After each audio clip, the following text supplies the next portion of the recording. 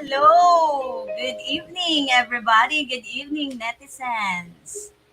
Welcome to our institution, the Institute of Global Professionals. Good evening, everybody. Good evening, netizens. To our lovely spectators. To our institution, the Institute of Global Professionals. Good evening, everybody. Thank you for all joining in this wonderful evening. Today, I am your host for the evening, Miss Tel, a faculty development personnel from the Philippines. My dear audience, I am delighted to tell you that I am thankful to be part with IGP's endeavor and that I am grateful and privileged to be your host in this webinar. So, in this spectacular evening, it's my pleasure and humble request to all our viewers to stay with us till the end of this webinar because I am certain we will have important takeaways from this meeting. Everyone, you are welcome to like, comment in our webinar, and don't forget to tag, share, and mention your friends in the comment box. So, let's journey together with these essential learnings from global leading professionals because these innovations inspires great impact.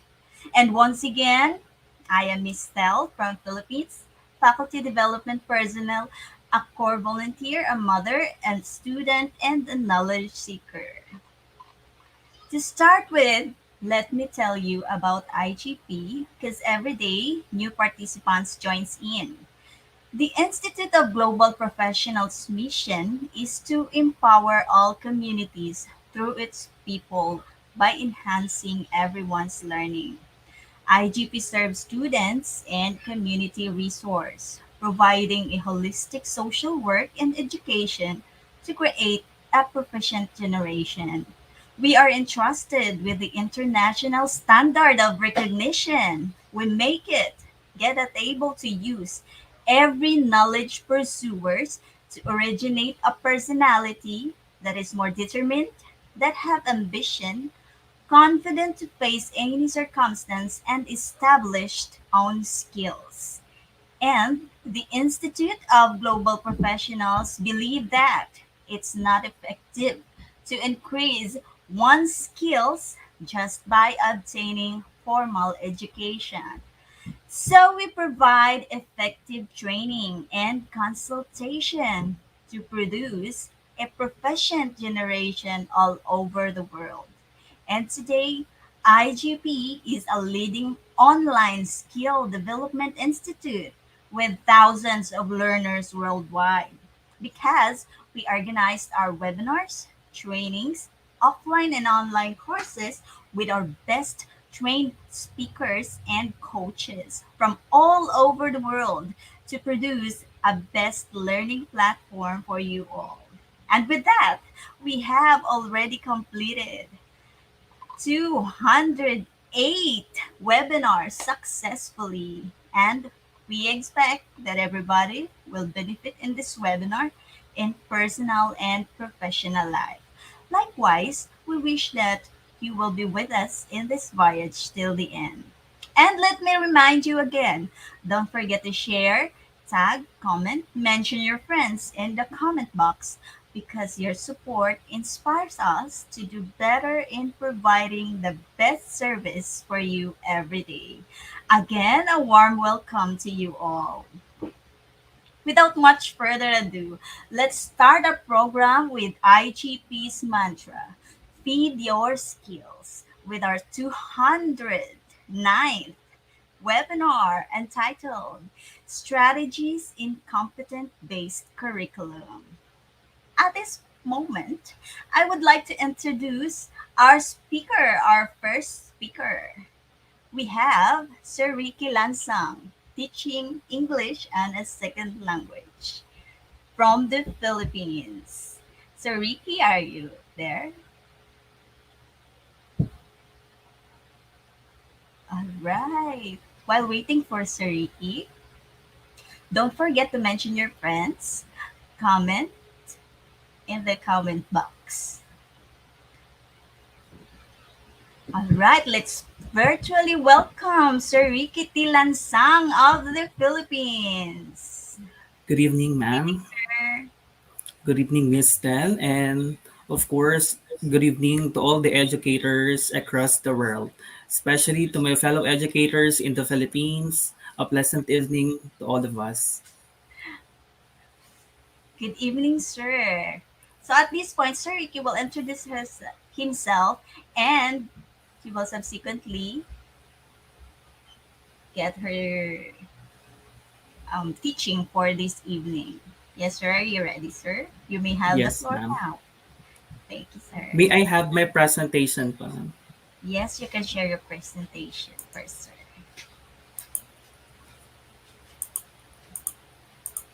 Okay.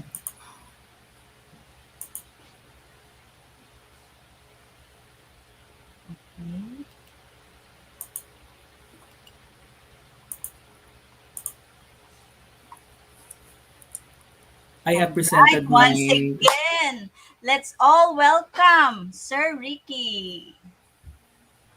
Sir, the floor is yours.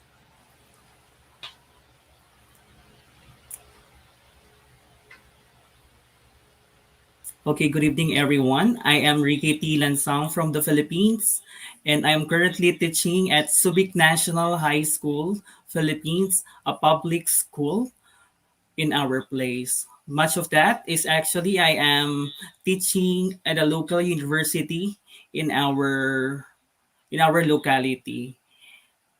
Well, most of those about myself is actually I have experience teaching students from the international school way back 2017 and 2018.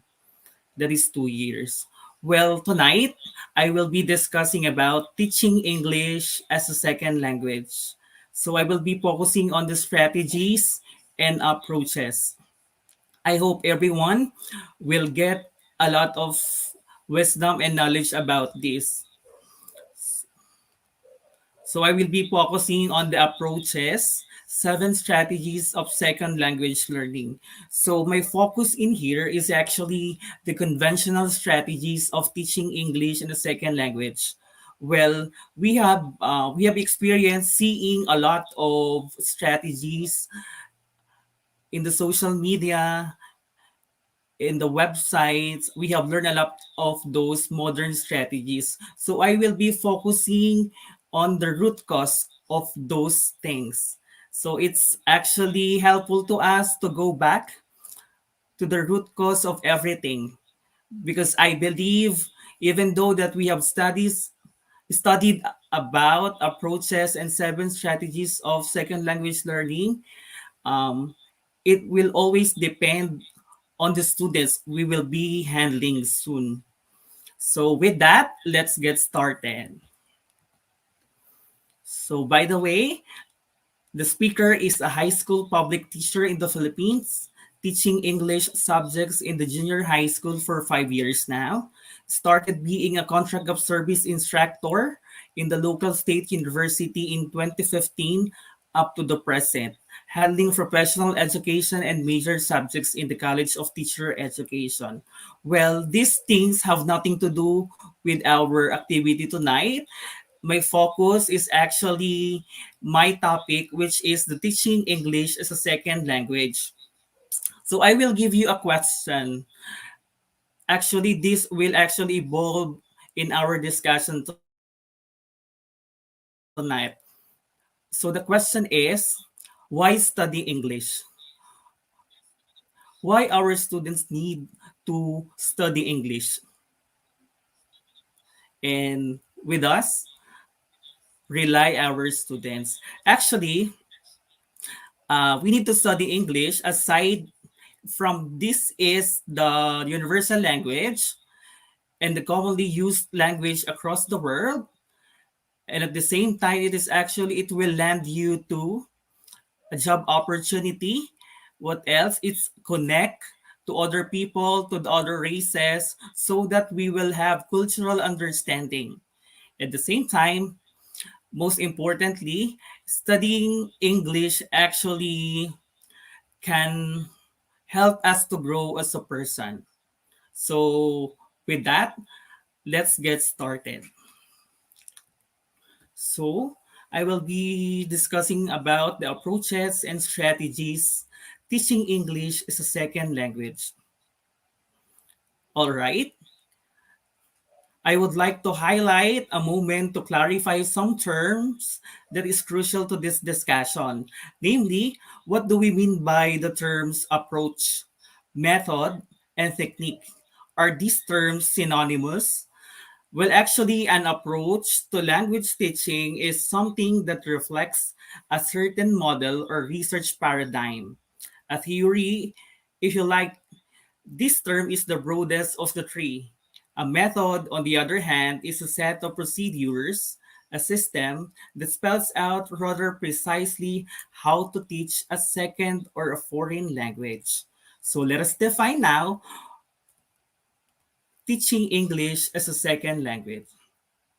Teaching English as a second language refers to teaching English to students whose first language is not English, usually offered in a region where English is the dominant language and natural English. Language immersion situations are apt to be plentiful. So that is the meaning of teaching English as a second language. It is called second language because we have our existing language or the first language itself, or shall we say our native language. Okay, next. These are the language teaching approaches, an overview. So I have said a while that I am focusing on the conventional approaches because I believe that even though we have a lot of strategies, approaches, steps, or even techniques in our classroom, it is still important to go back to the roots of these modern trends of our teaching. So we will start with the first one. Actually, I have nine. So we will be having the first one. So this is coming from the 20th century approaches to language teaching. So let us have number one. So this is the first, the grammar translation approach. An extension of the approach used to teach classical languages to the teaching of modern languages. Instruction is given in the native language of the students. The result of this approach is usually an inability on the part of the student to use the language for communication. Well, since this is the first approach in the 20th century, well, it was bombarded with a lot of problem because the students find it hard to just follow to this way of teaching of the teacher. Why? Because instruction is given in the native language of the students. Well, the target language is English, and then the students are using their native language. So there is a possibility or the huge possibility that they could not really learn the language itself because the approach is usually an inability on the part of the student. They are just listening, following the the activity given by the teacher, but the directions in there is actually with the use of their native language. Imagine there are lapses on it. They are learning another language, but they are using still their native language. That is why the second one will be the answer to this first approach. Okay, so the number two is the direct approach. No use of the mother tongue is permitted. The teacher does not need to know the student's native language. The teacher must be a native speaker or have native-like proficiency in the target language. Well, in here, in this approach, the students are not allowed to use their native language itself. Well, it is very difficult to them to adjust in this part because they are not allowed. So they will be just like in a silent mode because no one could really talk because they will be using English. So lessons begin with the dialogues and anecdotes in modern conversational style. Well, the teacher might be giving a question or a topic, then the rest would follow. The students will actually create an interaction using the target language. But it actually differs with the situation. Might as well, if the students are not motivated to learn the second language or the target language, he or she could no longer acquire the second language. So it will be based on the motivation itself. And of course, age also varies. Or I mean, the age is actually matters in this part. Well, actually, we have the hypothesis before, the critical age hypothesis. This hypothesis is actually speaks about that there is a certain age that we could really learn a language. So if he or she is not motivated and not in the right age of the formative life of a student or a person, he could actually find it difficult to learn the second language. So that is number two, direct approach without the use of the mother tongue or the first language itself. Next one, we have the reading approach. Well, we are all familiar with the reading approach. We are using this in our virtual classrooms. We have reading sessions. So many of us, especially in 90s, who are born in 90s, actually find effective reading. When you read, you just like traveling around the world.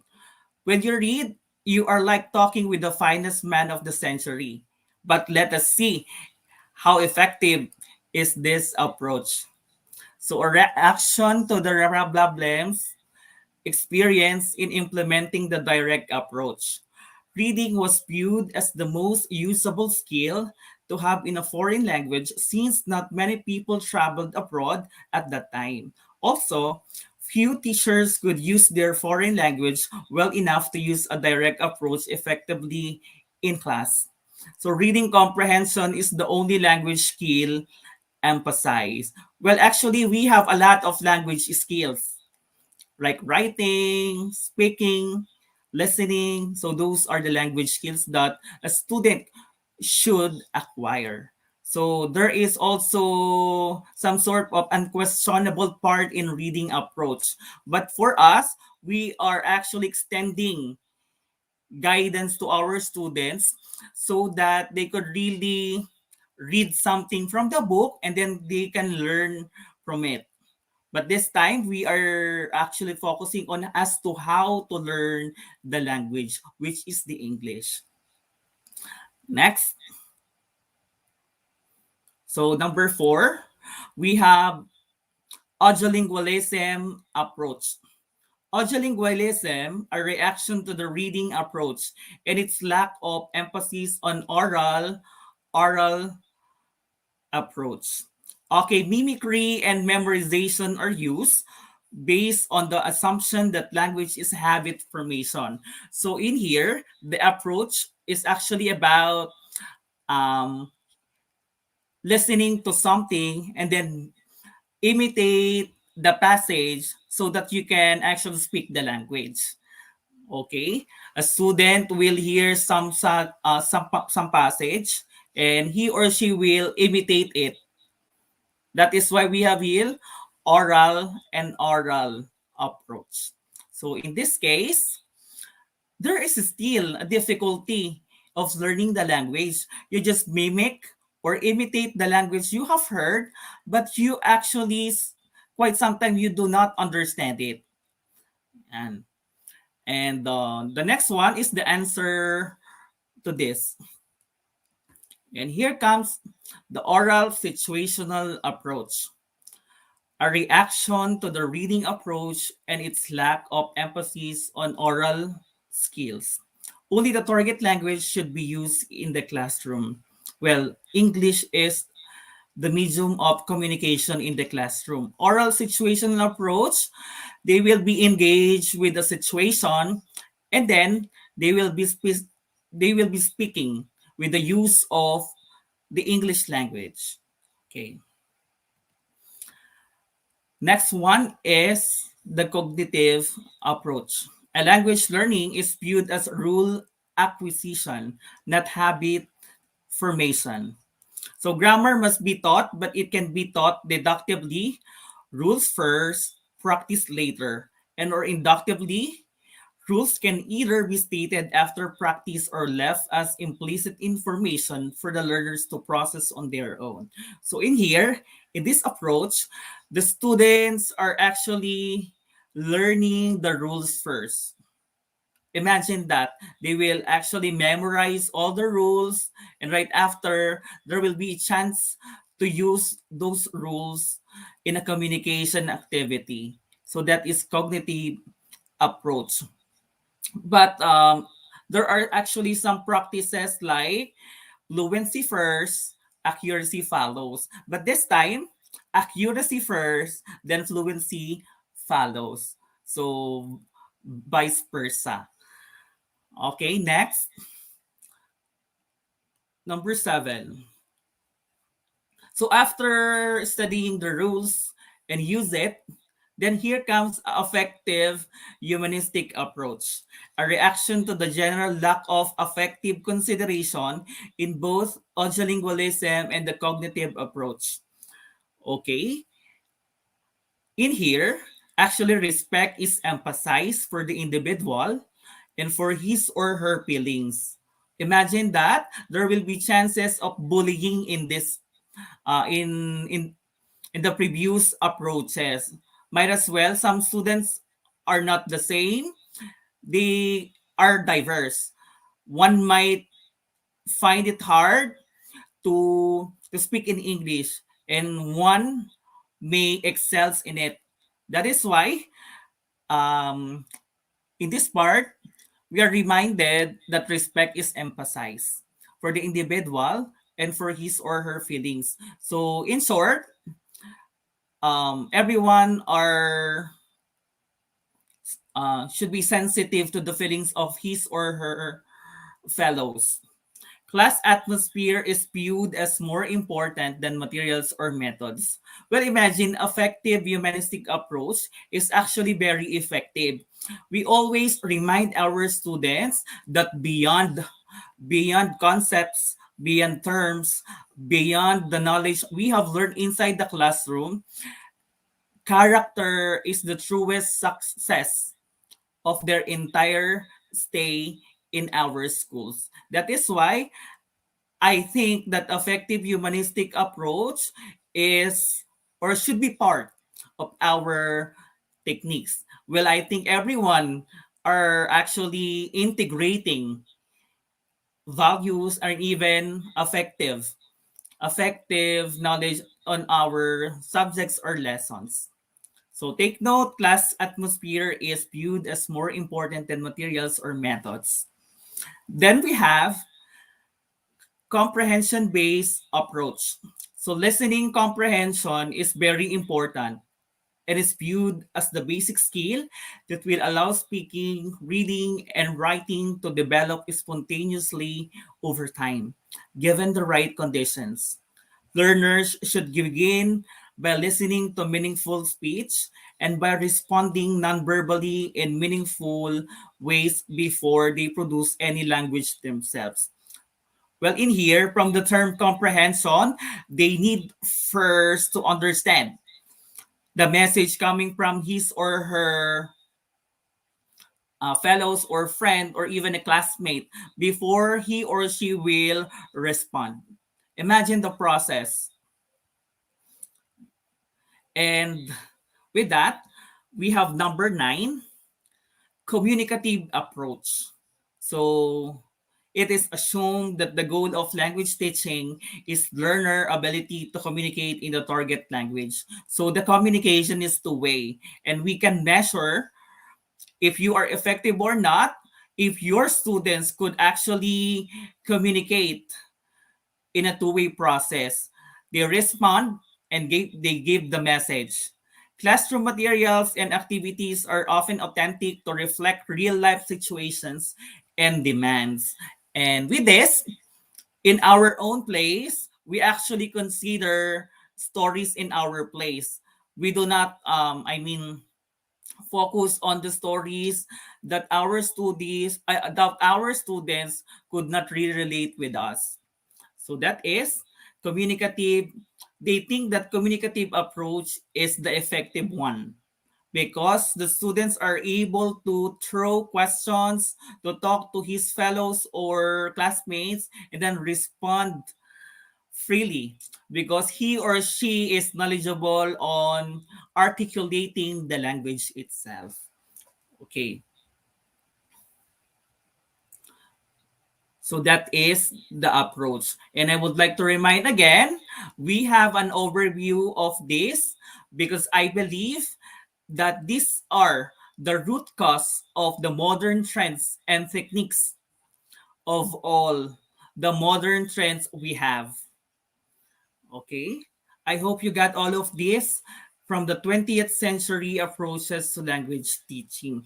Well, actually, even though that this is conventional, these are conventional approaches, they are still effective. And of course, these are the inspiration of the techniques we have today.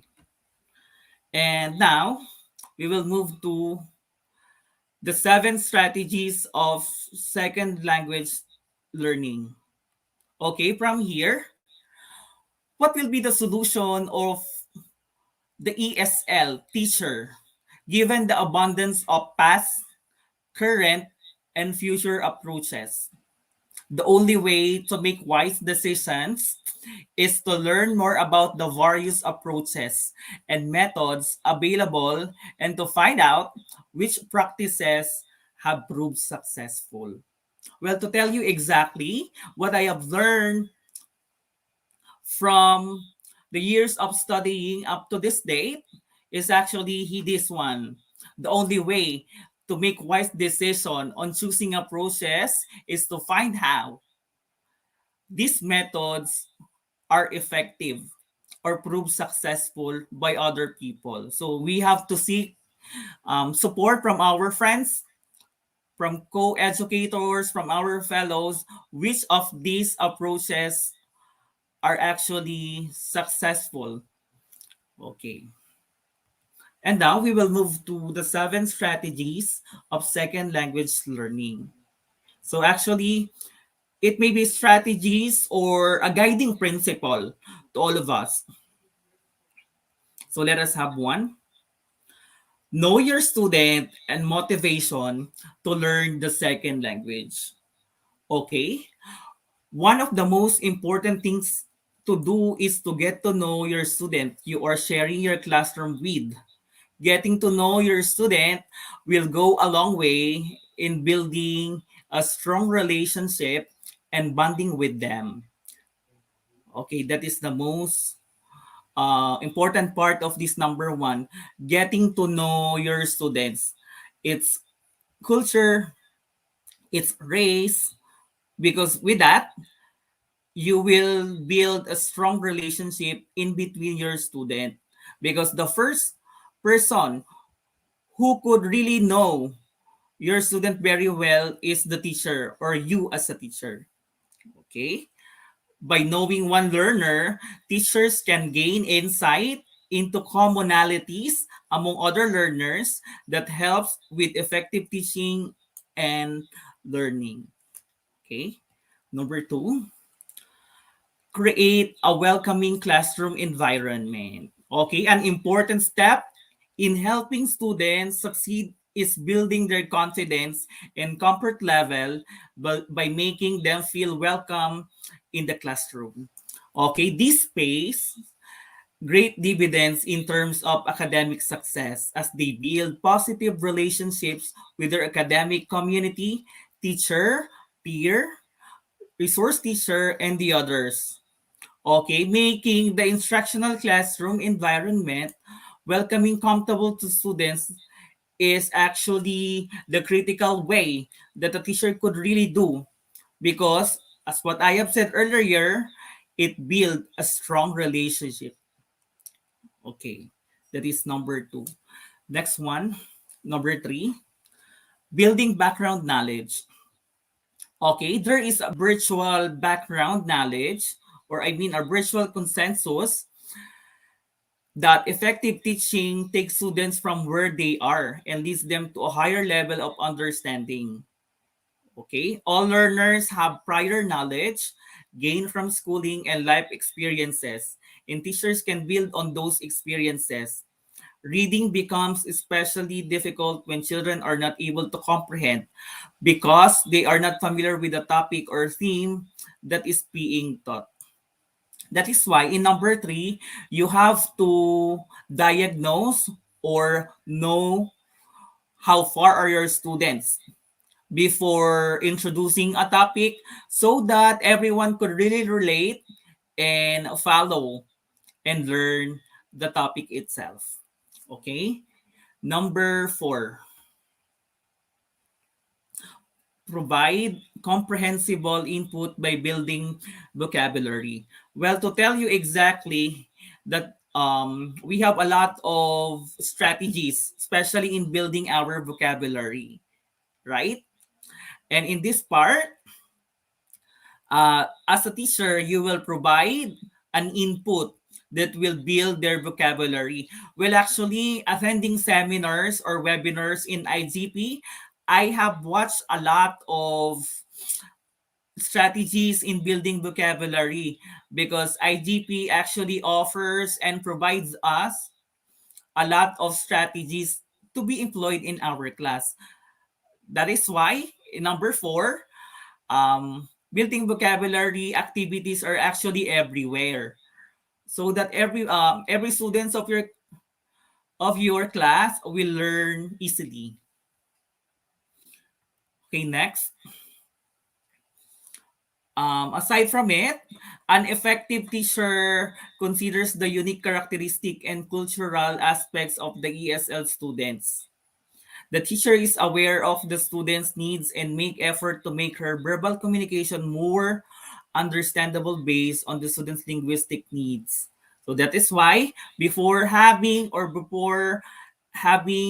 the topic itself, diagnose first what are the needs, what are the strengths and weaknesses of our student, so that we could really know when and where to attack them. Okay. Okay, number five, include frequent opportunities for interaction and discussion. Well, of course, in our class, it's easy to have a two-way process of communication only when the teacher will provide a topic that everyone could really relate with that. Okay? And of course, be fair to your students, give them an equal treatment so that they will not be feeling like they are neglected in the class. So you have to give them equal opportunities so that they will have the chance to stand and to shine in our class. Okay? And the most important thing is interaction and discussion. Well, with the practice of this, they are able to use the language freely without any hesitation that they may be incorrect of having the grammars or having the usage of the words. What I'm telling all of you is actually you may have like fluency first, accuracy follows. Because there will be time that they will be applying self-correction. Okay? Next, use multiple modalities during instruction. Well, actually, during the pandemic, a lot of things have existed in our world, especially in the teaching industry. A lot of things give us the chance to shine even if we are far from our students. Using modalities like distance learning, what else? the modes of instruction like modular, using the technology available to our students. Well, actually, it will always depend on the needs of the students. You are the teacher, you will decide what effective modality for your students. Okay, another, a teacher who can purposely exhibit a wide range of teaching style is potentially able to accomplish more than a teacher whose repertoire is relatively limited. Okay, another one, due to the availability of multiple platforms of communication and learning, innovative ways to deliver instructions are evolving. Okay, that is why we may have the same concepts of teaching, but it will actually varies when we apply it or when we use it. It varies because we do not have the same students, especially if we have a diverse students, then we will address it one by one. Okay, conduct ongoing review and assessment. So this is the very important part because this will measure the progress and development of our students. The assessment.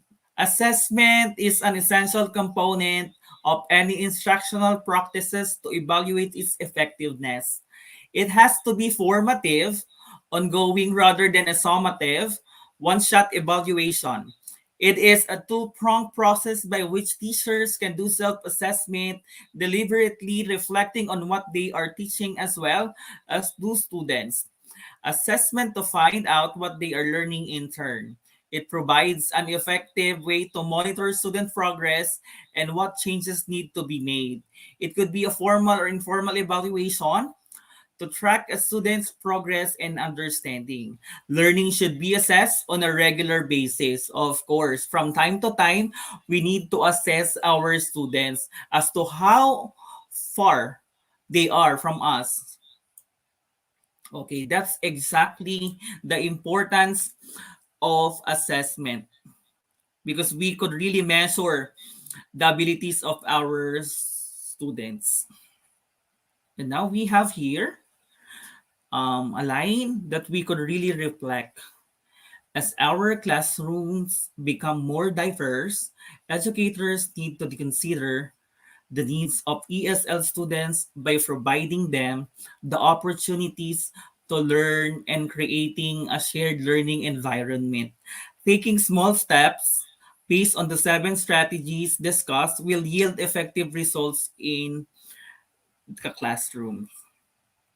As one teacher stated, if you focus on the who, the what will start to care of itself. So this is very true to all of us educators. And then we want to reflect with an increasing number of ESL students.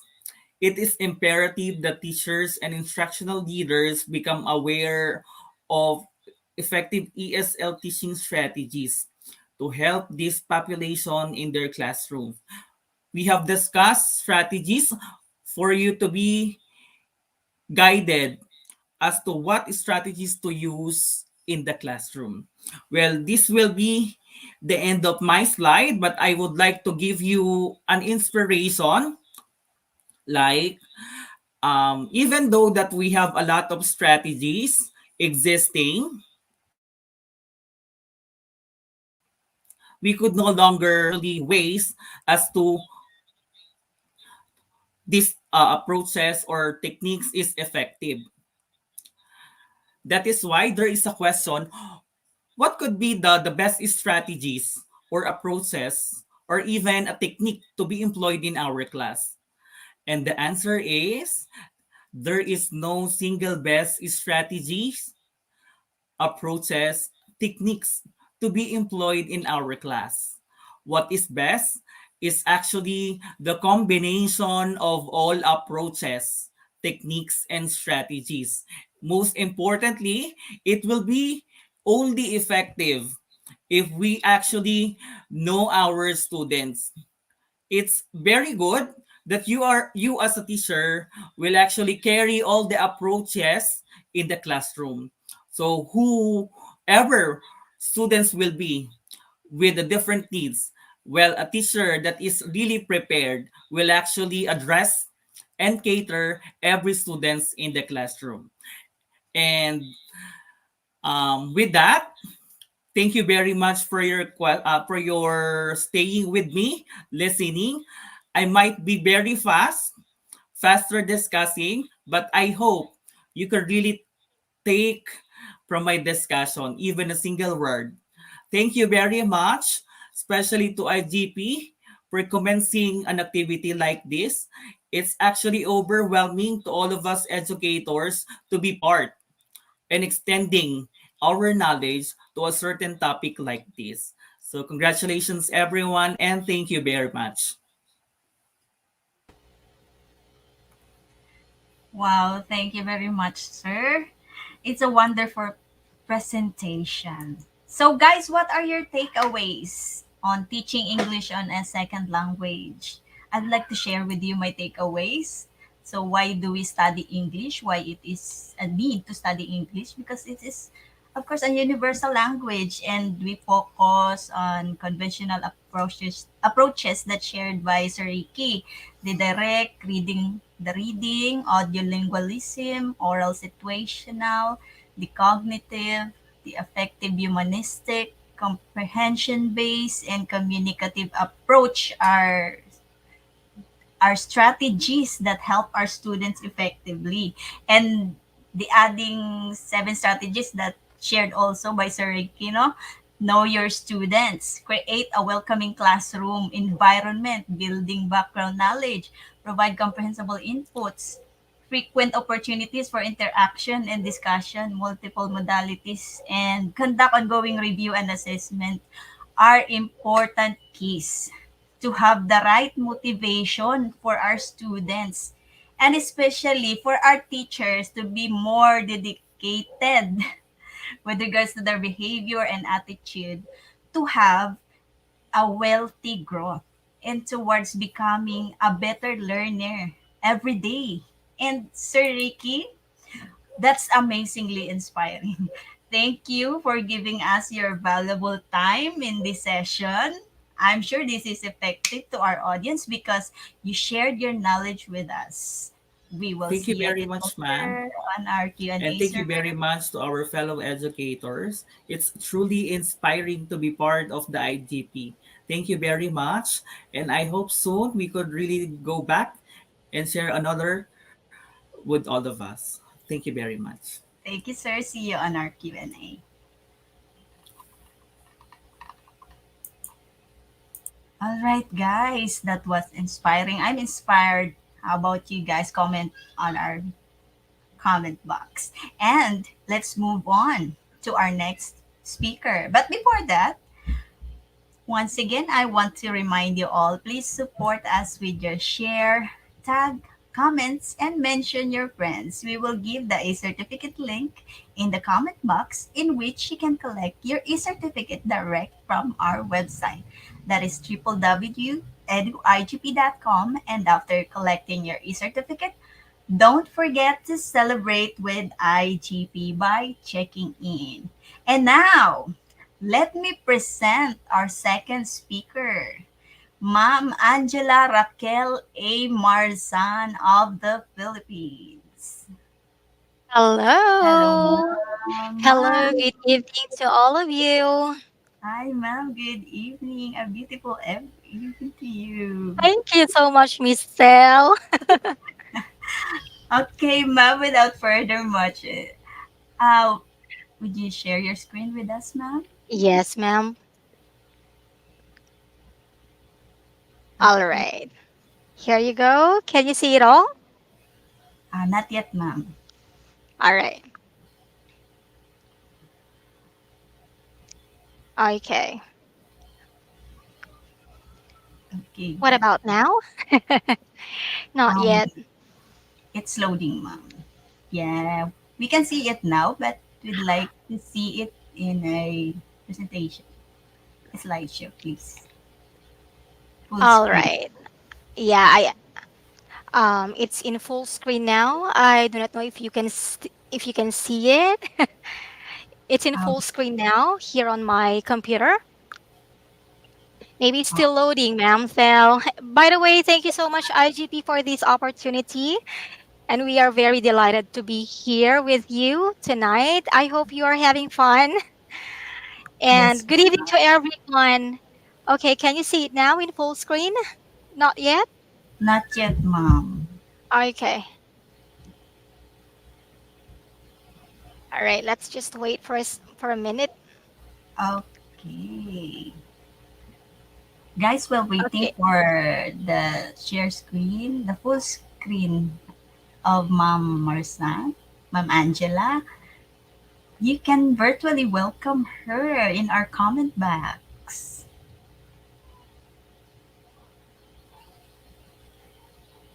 Okay. Still not appearing, ma'am? Oh, not yet, Ma'am. All It's right. Good still, evening to all. Yes. All right. um, Okay. Ma'am, is It's it actually shared full now screen on now. a... Yes, it's actually full screen here in my computer. We're waiting, Ma'am, for it to be shared here live. Okay. Let us just check for a moment. Okay, are you guys okay? Without much further ado, Ma'am, we'd like to once again welcome you all, everybody. Let's virtually welcome Ma'am Angela Raquel A. Marzan of the Philippines. Okay, thank you so much, Ma'am Sel, and thank you so much, IGP. Hello and good evening to everyone. So I hope you're having fun tonight, and thank you for staying with us. And let me just introduce myself. I am Angela Raquel A. Marzan, a teacher from the Philippines, and I have been teaching in public school for 4 years, and also I am an online ESL teacher. So I will just give you two information about me. Okay, because we will just do it quickly. All right. So basically, our topic will focus on the nature and psychology of reading. But before that, let me just ask you something. All right. I want to I want to see the participation of the audience right now. Okay. So I want you to complete the sentence here. Um let me just know if you still have an idea what reading is. Could you please um comment in our comment box the continuation of this? I want you to complete this sentence. Reading is, can you see it, Mom Cell? Not yet, Ma'am. Oh, okay. We can't see All your right. slide in full screen Okay. for now. Let me let me repeat it. Yes, ma'am. Okay.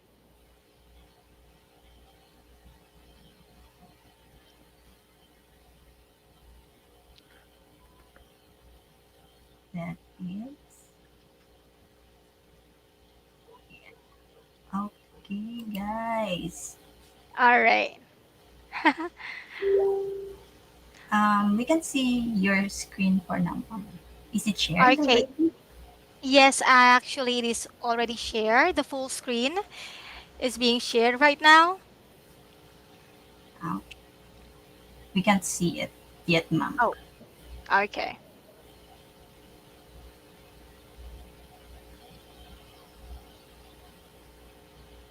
Okay, while waiting for Mom's Angela's presentation, guys, you can comment here for the answer to the question of Ma'am Angela.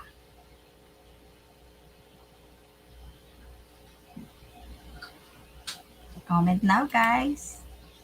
I will read your comments. We have here from Sir Charles Almasen, reading is valuable. Yes, it is. Thank you so much for that comment, Mr. Um, Miss Mirasol. Okay, Miss Mirasol.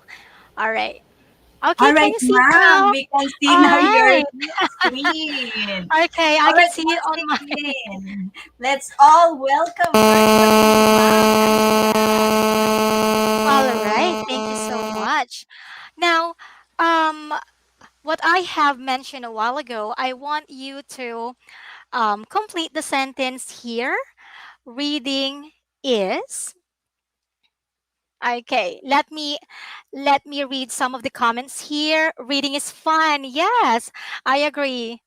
Thank you so much, Ma'am Alma, for that. All right. Reading makes life more interesting. Yes, of course. Reading is very important. Okay. Reading is fun. So most of your answers tell here that reading is fun. Well, actually, it is. All right. Now, our our topic or my topic will focus on the nature and psychology of reading. And we will focus on the strategies that we can use in teaching reading, especially the beginners. Okay. Now before we start, let me just read a quotation here coming from James Russell Lowell. It says here that reading is the key which admits us to the world of thought, fancy, and imagination. It enables us to see with the keenest eyes, hear with the finest ears, and listen to the sweetest voices of all times. So, what a wonderful quotation coming from James Russell Lowell. So, let us find out what reading is.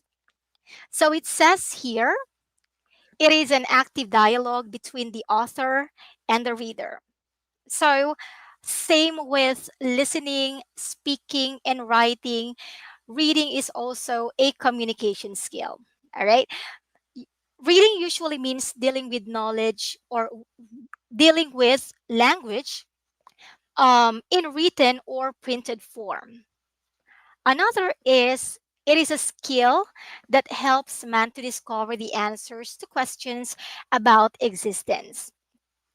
It is a subtle and complex process that involves five stages, which are the sensation, perception, comprehension, application, and integration, which will be the focus of our topic for tonight. Now, reading is the best ways to foster imagination. The more students read, the better they can build up and expand their knowledge. We can be open to new ideas and have an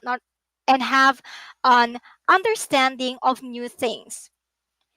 Reading also helps us to practice imagination by letting the words describe a certain image while the reader manipulates the picture in the mind. So as I have told you, our focus of this topic will be the stages of reading. Okay. Now, did you know that before children learn how to understand and interpret words on a page, um, they have already developed an individual level of understanding of spoken words and oral vocabulary. So they may have understand thousands of spoken words as well as a knowledge of alphabetic rules and order, but may not yet have the ability to read words on paper. While all children learn to read in their own way, there are distinct stages of reading development that most children follow. So, most children also exhibit similar behaviors, instincts, and patterns while traversing the developmental stages of learning to read. So, we will talk about the four stages of reading. First, we have the word perception. So, it is the ability to pronounce the word as a meaningful unit. So when we say word perception, it involves the sensation. All right? What they hear, what they see, what they feel. So everything. All right. Now, another is that, okay, the eyes see the printed symbols with the aid of light rays that strike the retina. Reading takes place when the eyes pause or rest. The eyes do not really see much nor read when they are constantly in motion. Now, the distance or the number of words between fixation points is called the span of perception or the recognition span. Now, remember this, a good reader makes few fixations and fewer regressions or backward eye movements. Therefore, his perception span is much longer than that of a poor reader. Word perception also involves the identification of the printed symbol and the meaning intended by the author. Let's have an example. The reader identifies the combination of the letters C, A, and T, which is cat, and the student knows that it is not caught or cut. So the printed word then acts as a trigger to release a meaning which the reader already possesses. Now, to do this task known as a decoding process. So, decoding has a process, and let's start with the sight vocabulary and configuration memory. So here, um, when we say sight vocabulary and configuration memory, high frequency words and irregular words are involved here. So there are two types of sight words, namely high frequency words and irregular words. So what's the difference between the two? Now, the first type includes decodable words that frequently occur in printed English, such as the word and, the word like, the word get. So these high frequency words can be read by sounding them out, but they appear so often in text that learning to read them on sight will increase children's reading fluency. Moreover, these words can provide a student access to connected text in advance of learning the phonics principles otherwise necessary for decoding them.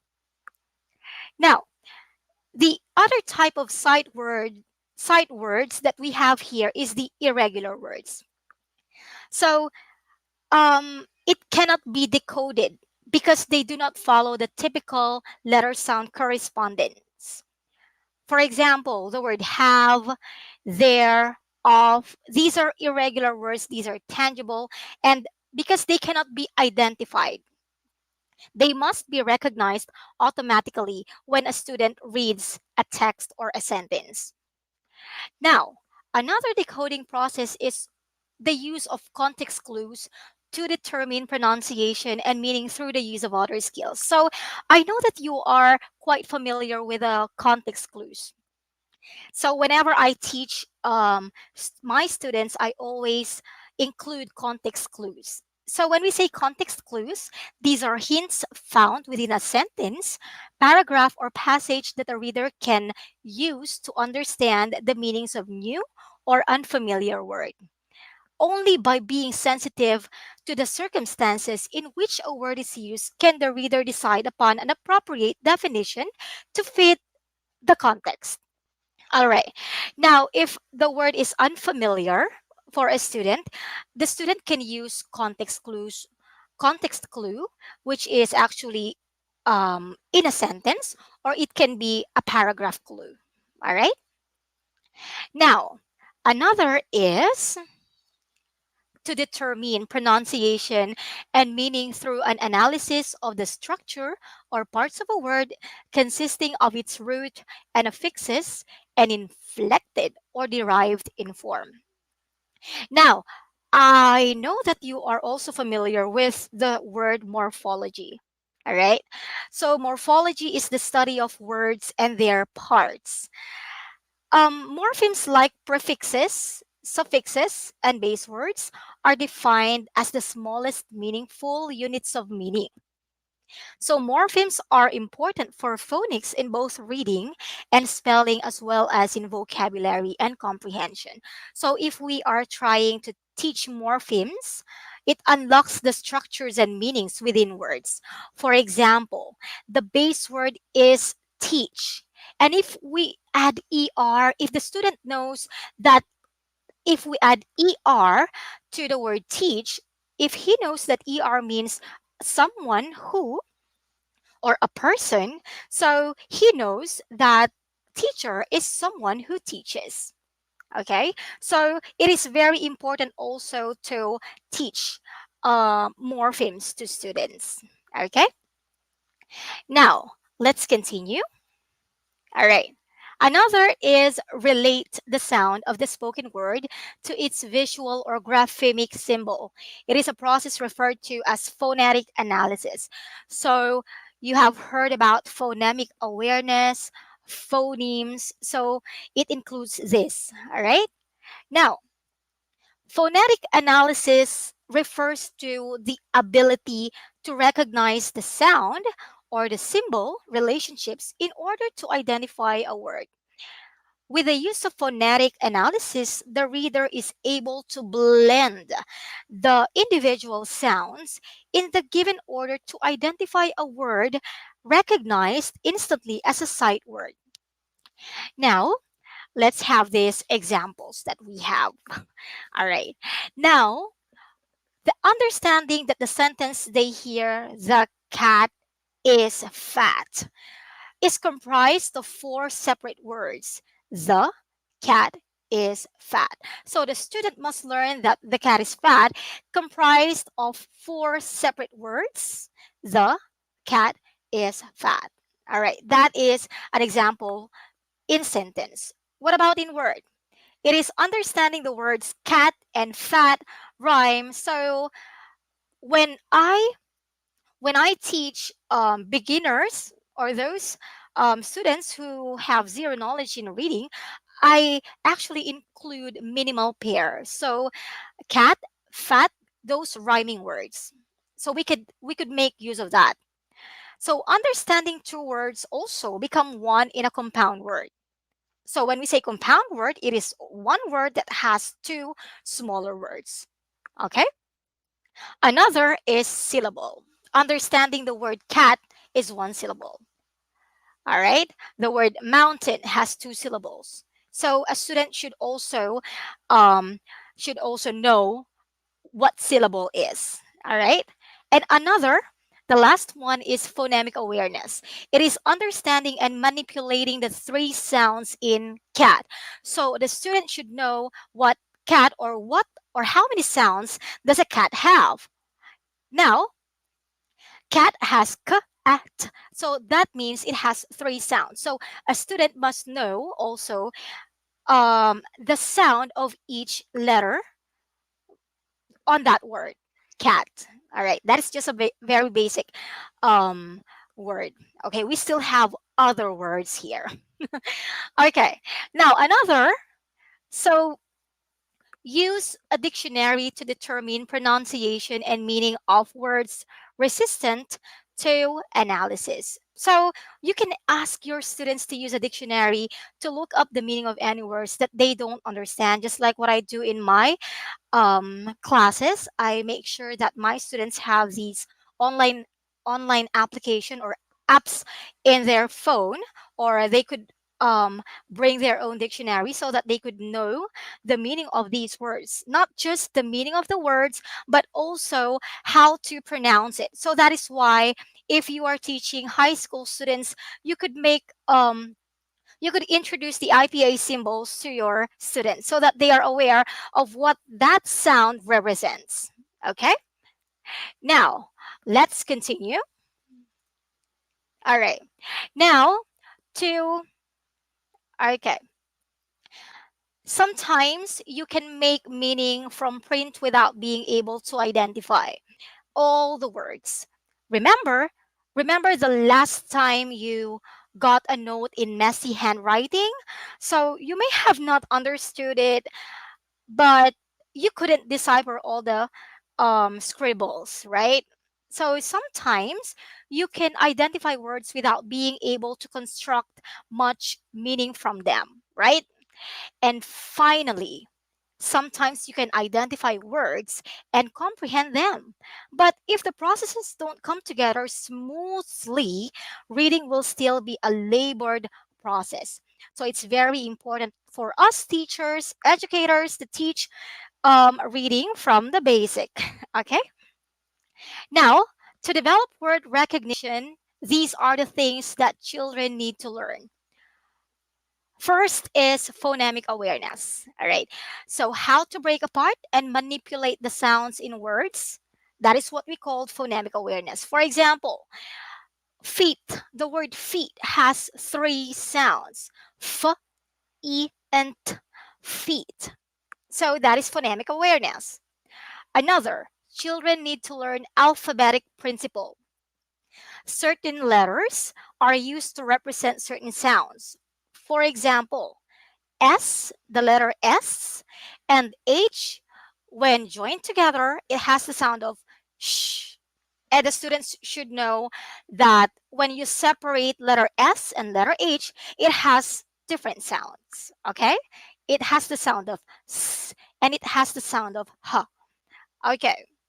Another is the decoding. All right. So children need to learn decoding, how to apply their knowledge of letter sound relationships to sound out words that are new to them. This is what we call decoding. So if the student knows what letter or what sound does the letter represents, then the student could blend this sound together to read into a word. For example, spoon, spoon. Okay, so the student could decode now what that word is. So after the student could read what that word is because he knows how to blend these words together, we have the word study. So children need to learn word study.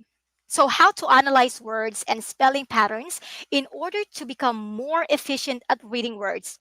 So, this is word study. For example, the student knows that bookworm has two words, right? Okay, bookworm and classroom has two words. Okay. Another is children need to learn the sight vocabulary. Now, to expand the number of words they can identify automatically, it's what we call the sight vocabulary. For example, oh, I know that word. When a student knows or when a student read the word apple and he thinks that, oh, I know that word. So that is sight vocabulary. So the student understood what that word is. That is sight vocabulary. All right. Now, another stage of reading is the comprehension. So it is the skill in making individual words construct useful ideas as they are read in context. Now, on the literal level, one needs to, sorry for that. Okay, one needs to understand the passage, its main thought, specific details, sequence, and directions to be followed. The implied level involves making inferences, sensing relationships, drawing conclusions, and recognizing the author's purpose, tone, and feeling. The skills help the reader to grasp the total meaning of the passage. Now, this is how to develop comprehension skill, which is very important, especially if the student will read longer sentences or a story. Okay? Now, we have to, or children need to develop background knowledge. So, a student should know background knowledge about many topics. For example, if you give a student a book about zoo, then the student knows that a zoo is a place where lots of animals live. So that is a background knowledge. Okay. Another, extensive oral and print vocabularies. So when you give your student a picture of a truck, he could also identify a tractor, he could also identify a fire engine and a bulldozer and any trucks that could be related to that. All right, so that is oral and print vocabularies. Another, understandings about how the English language works. For example, we say she went home yesterday, not she goed home. So this is um more on technicalities in grammar. So um if the student knows that it should be in past form, that the past form of the word go is went, and he knows that went is an irregular verb, then that is he already understood how the English language works. So we have irregular verbs, we have regular verbs, which ed should be added, and irregular verbs, the spelling um should be changed. So those things, okay? Another is knowledge of various, or sorry, understandings about how print works. So for example, if you teach a beginner student, you first teach him or her that reading goes from left to right. Of course, that is the basic one. Okay, so that is understanding about how print works. Another, knowledge of various kinds of texts. So for example, we can draw conclusion when a student reads something, they could draw conclusions. For example, I bet they live happily ever after, I bet they had a very good life, I bet. So they could draw conclusions, they could give their perceptions, or they could give their own opinion about what they have read. Okay. Another, various purposes for reading. For example, I want to know what ladybugs eat. So that that the purpose is that you want to know. You want to know something. Okay? We have different purposes for reading.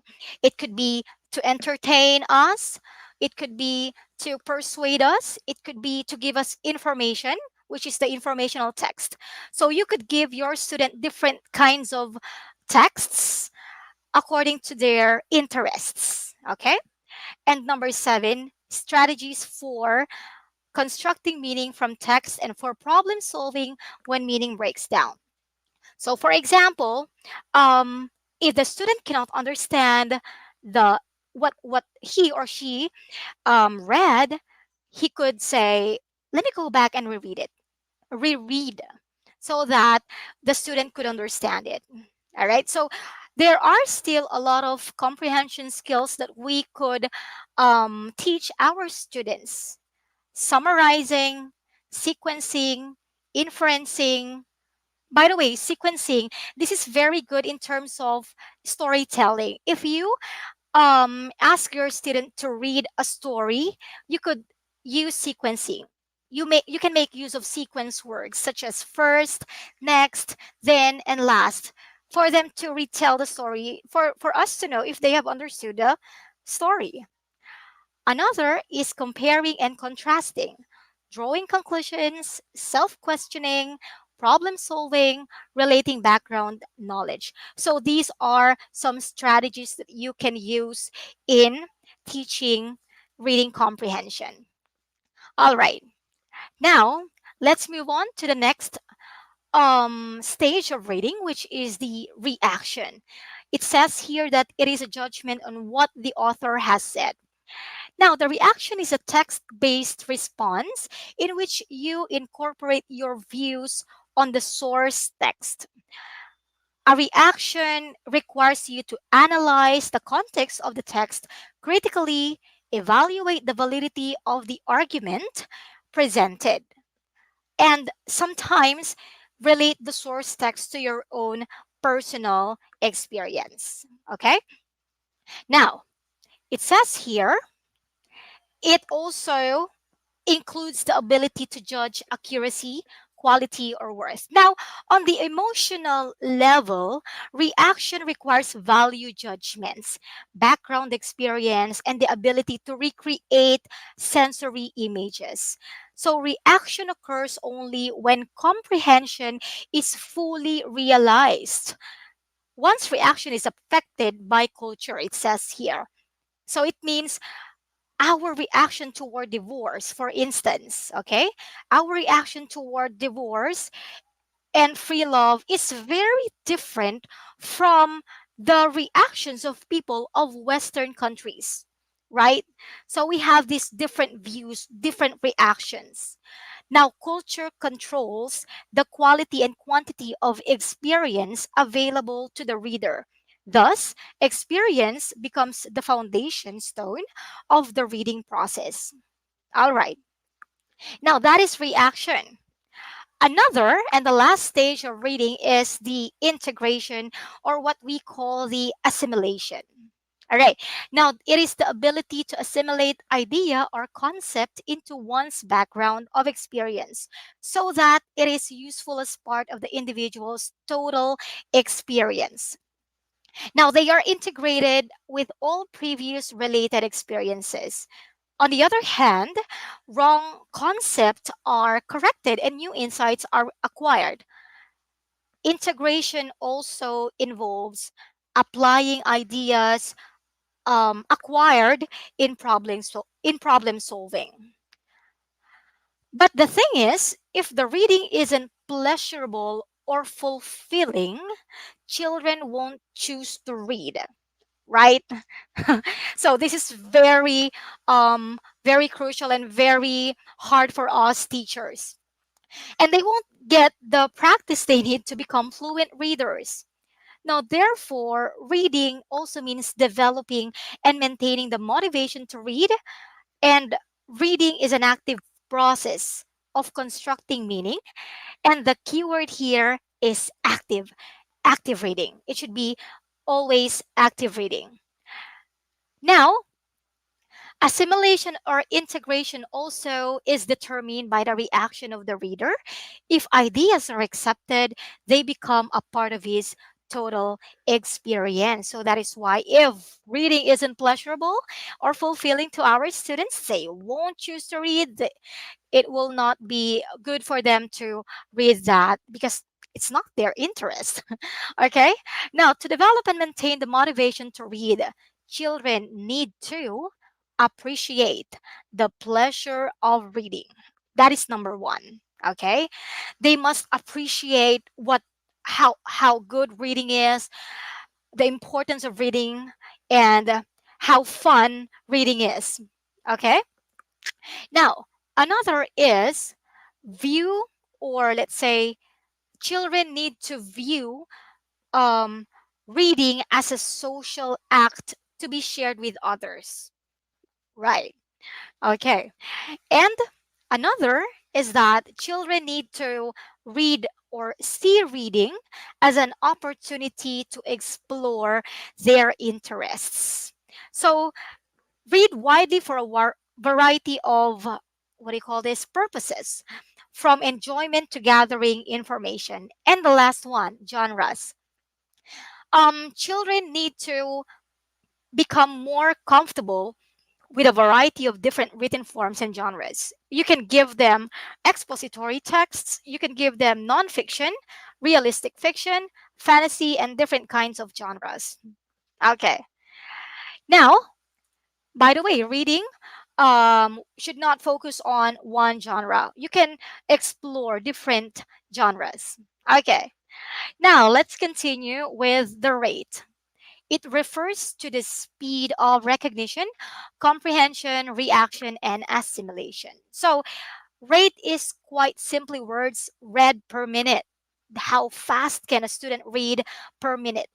So, it involves the automaticity of reading.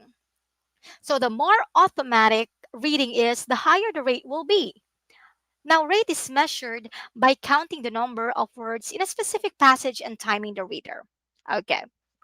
Now, that is the rate. Once the student knows how to read, you can record how fast the student could read in per minute. Okay. Now let's continue.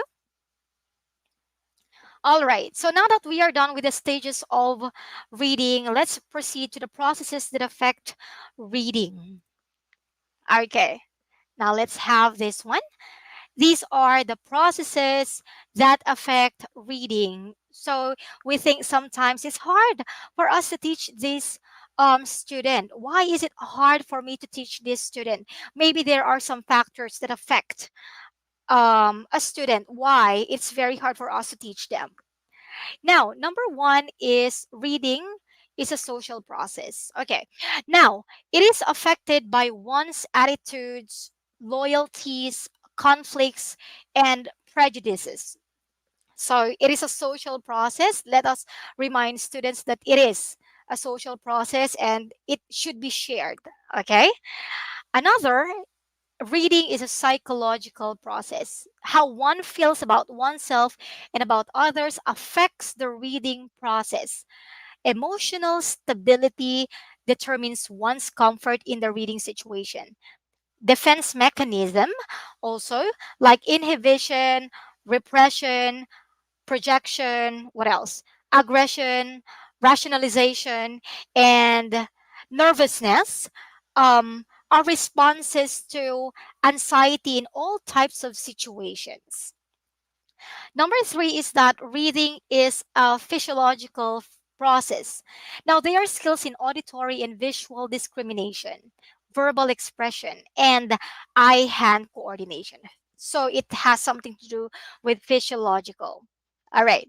Number four is that reading is a perceptual, what is this? Perceptual process.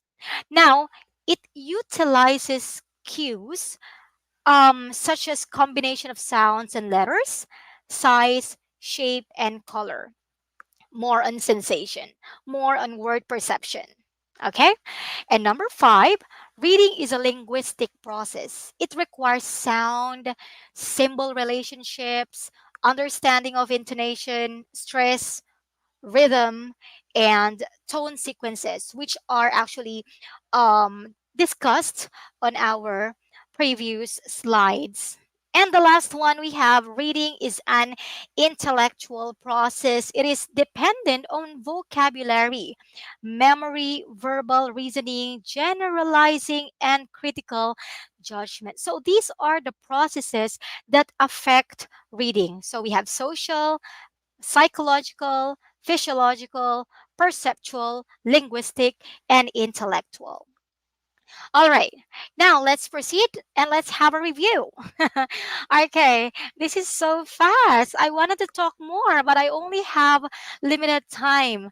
So let's talk about or let's review the four stages of reading. We have the word perception, comprehension, reaction, and assimilation. So reading is a very important reading is very important for the students. By reading, the students will get more information, knowledge, and vocabulary. All right. Now, okay, let me just go back there. All right. Now, in order to foster students' interest, um, teachers need to involve students in text selecting. They could choose which genre they would like to um, read. Okay, by providing them with several types of text from all their literary genres and raise their curiosity in reading texts that they feel close and interested. And as teachers, I know most of you are teachers here. Teachers can encourage students to become active participants and proficient readers by incorporating instructional activities and strategies which are discussed in our previous slides. Now, instructional reading might consider the following skills like establishing interest, a purpose for reading. You establish what's the purpose? Okay, what's the purpose? Another is you could reconstruct and extend meaning. And teaching reading, especially to the beginners, is not an easy job. I know that. Especially, I have been teaching beginner students like Chinese students. They are most of them are beginners. It's very hard for me to teach them.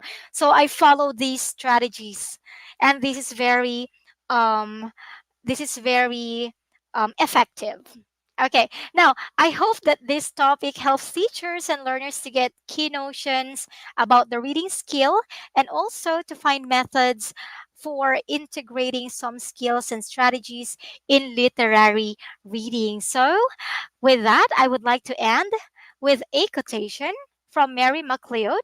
The whole world opened up to me when I learned to read. So let's motivate our students to read, and it will give them a whole new world. Okay, so with that, thank you so much, IGP, for this opportunity. And I hope that I could go back here some other time. Okay, thank you so much. Wow, ma'am, that is a notable presentation. Okay, guys, what are your takeaways? What strikes me is that importance are the four stages of reading: the word perception, the coding processes, the high frequency and irregular words, the pointers and conveying sentences, words, syllable, and phonetic pronunciation, and meaning of the words. Also, the comprehension skills, the reaction, the assimilation or integration, and we have also the rate of speed of recognition, and the processes that affect reading, which are the social, emotional, physiological, perceptual, linguistic, and intellectual. Ma'am Angela, you're truly an angel on sharing another important ideas and efficient materials that is effectively to develop our reading aids. And Thank I you am so much, certain ma'am. our viewers have acquired so much that help them maintain their active reading skills. And mom, with that, thank you very much of your shared precious Thank you time so with much to us. IGP. Thank you so much, Mom Sel. And thank you so much, ma'am. We will see you again later on our Q&A. Thank you, ma'am. All right, guys. That is so inspiring to read again. All right.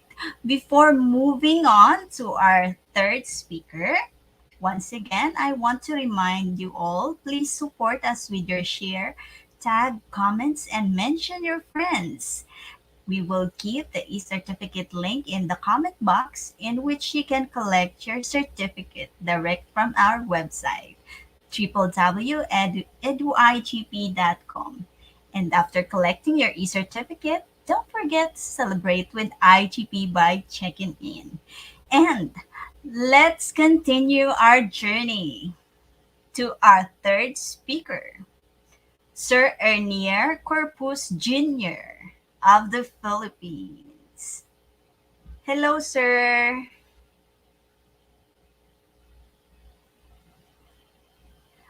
All right, guys, let's welcome virtually Sir Ernier H. Corpus Jr. of the Philippines.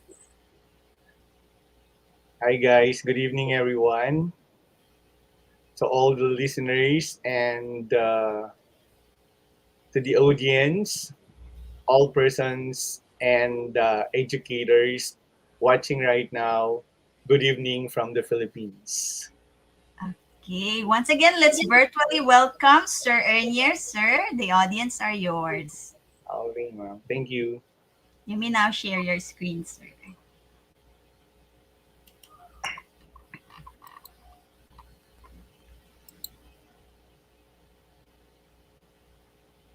All right, guys. Once again, we can virtually welcome Sir Ernier by giving a comments on our comment box. Do you see my screen now, ma'am? Ah, yes, sir, but it is not on full screen. Okay.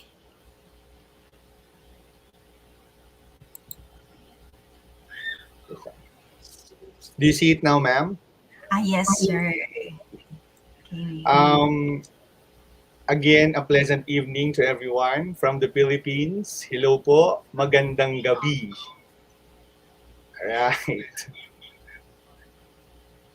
I am to share with you right now my knowledge on the phenomenon-based learning in teaching English Hello, or sir.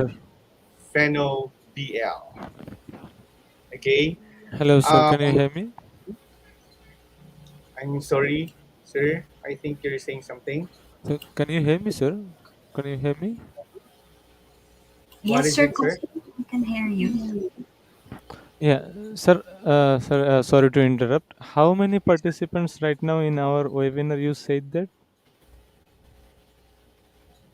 Oh, right now I have 152 FB Live webinars attendees at this time, sir. Again, sorry for this step, 156. sir. Right Yes, now sir. we have 650 plus participants with us. Yes, Right sir. now we have Wow, that's 650 great. plus participants with 150. us right now. 158 right now in Facebook page. Let me 59. clear all the thing.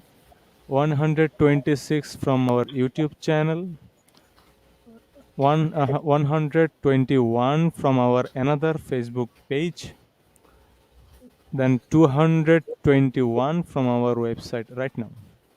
Wow. Thank you very much for So, watching. so, sir, this is not for you. This is the cordial request to all of the attendees and all our speakers. Don't judge any number with any one platform, because we present our webinar at a time at the 8 platform, 8 destination. You can check from all the destination, but all the things including IGP. So right now, don't judge whenever you join, but don't judge the number which you can see on Facebook page on Facebook. But like right now in our Facebook page, we have only 29 participants in our Facebook. Sorry, in our Facebook group, only 160. 29. But in our another Facebook group, we have right now 120. Oh, sorry, 135. Then how can you judge?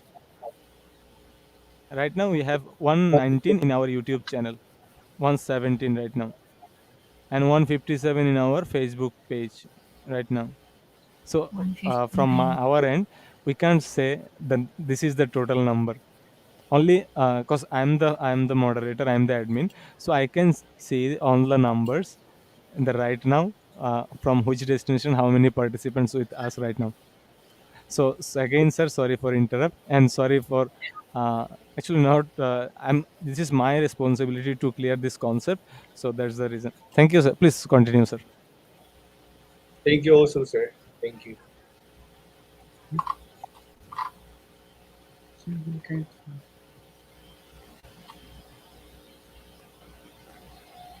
Wow, welcome to our participants in Facebook, Wait B, for, I think I lost and my. our web page. Ma'am, excuse me. I think I lost my PowerPoint Yes, sir, you can share it again with us, sir. for a while, ma'am. Okay. Yes, sir.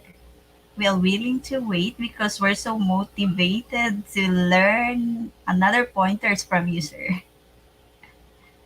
Okay, guys, we can virtually welcome Sir Emir on our comment box, whether it's on Facebook or in YouTube, and on our website also.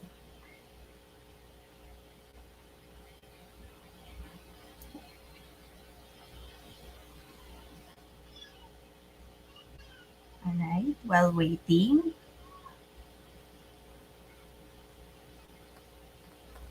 wow, thank you for the virtual welcome from Mom Mirasol in FB Live with Sir Emir.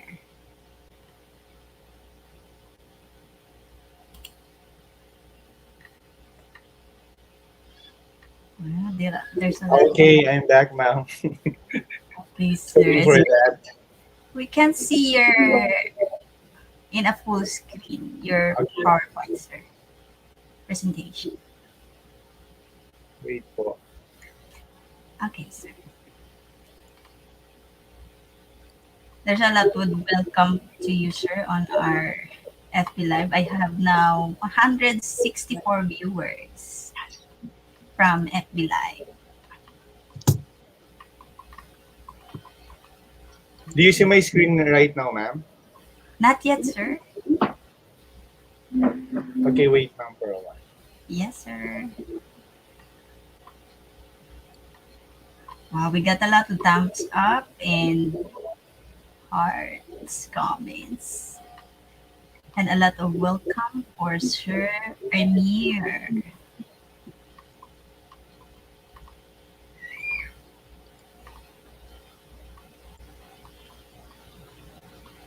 Okay, this one, ma'am. It's loading, sir, but we can't see it on a full screen. Yes, ma'am. Okay. All right.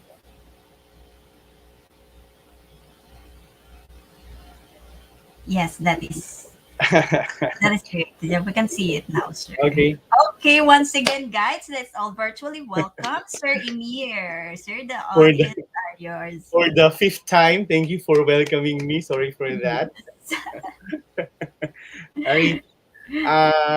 I am to share with you my knowledge and ideas about phenomenon-based learning in teaching English. Um, for now, I want to share with you why I have this or why I come up with this phenomenon-based learning in teaching English. I think for now I have to talk by experience. It's because uh, there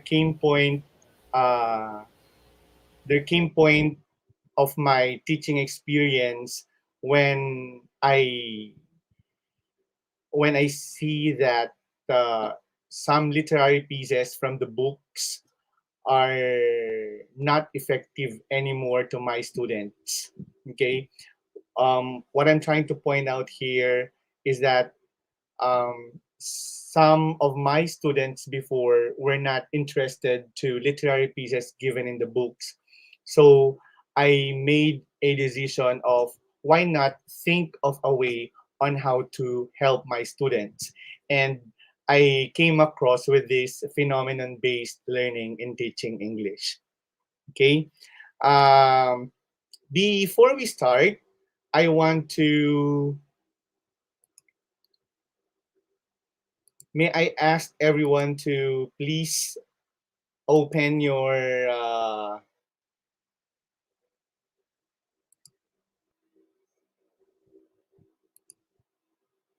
open the Mentimeter. It's like go to this one, Okay, sir. Menti. Mentimeter.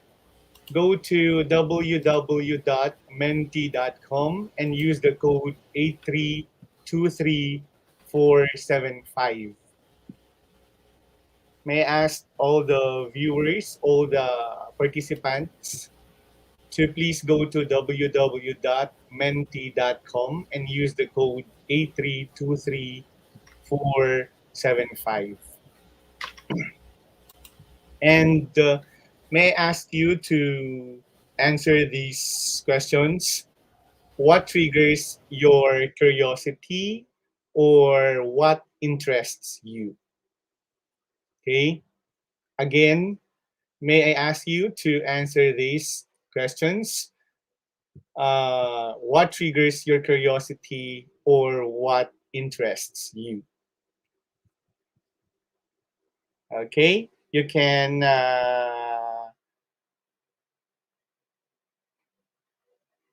type your answer now so that we could see your answer.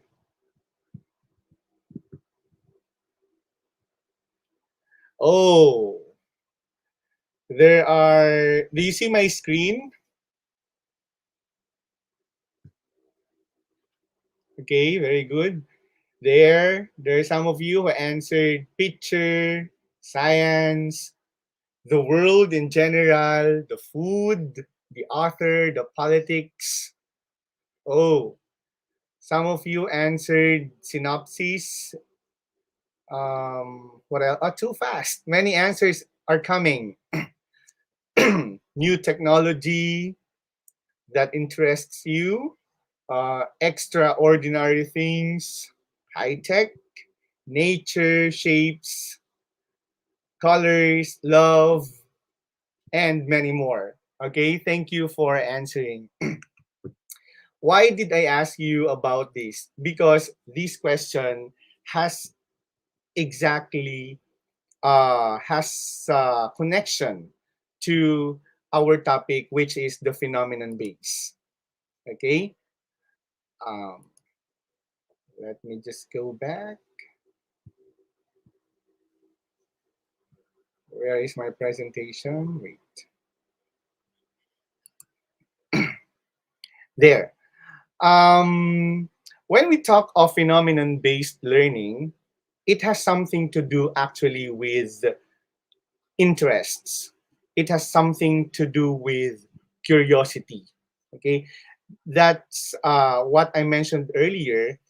Um, I came to a point in my life when I found out that the books or the literary pieces in the books were not effective anymore.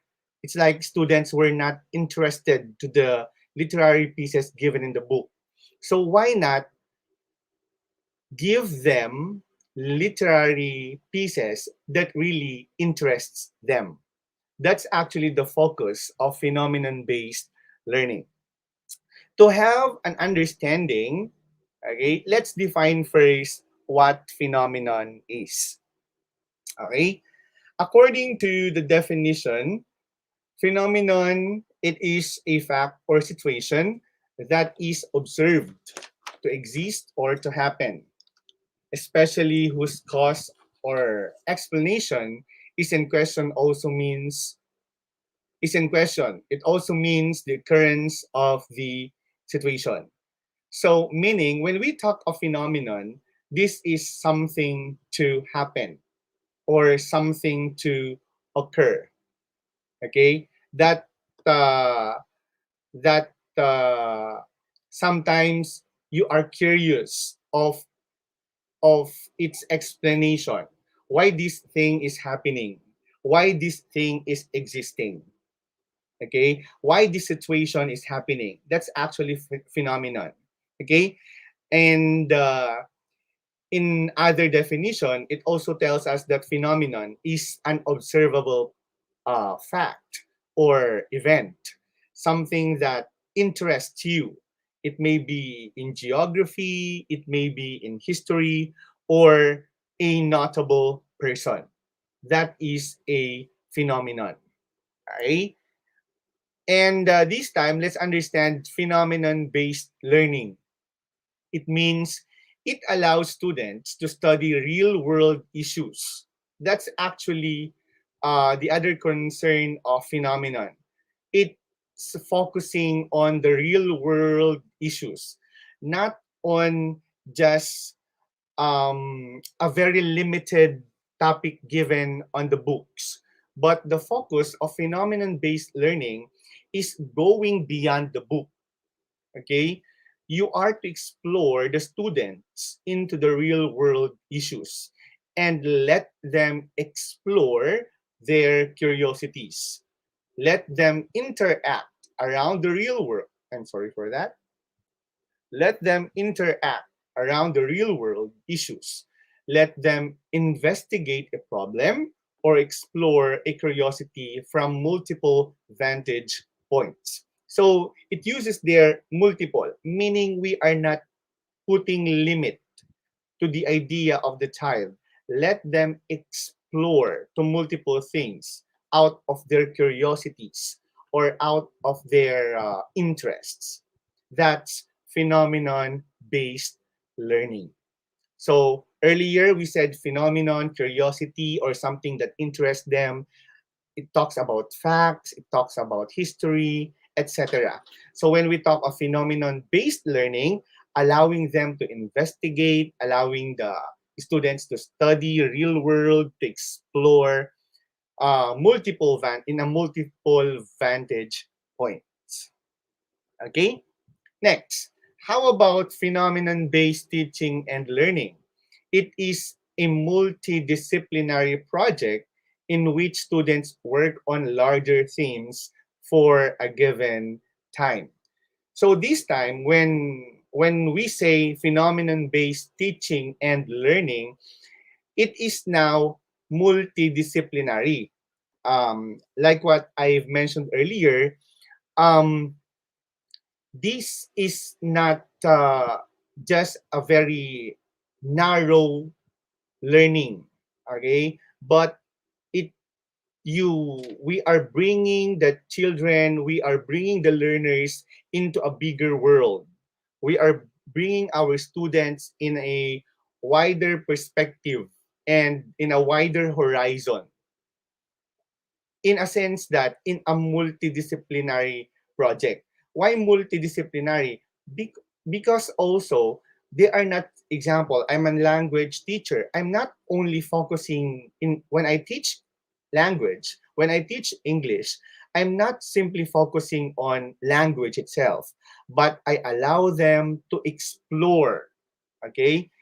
To explore other ideas. They might come up as they study English, they might come across other disciplinaries like history, like science, like arts, like history. So that's why it's called as multidisciplinary. Okay?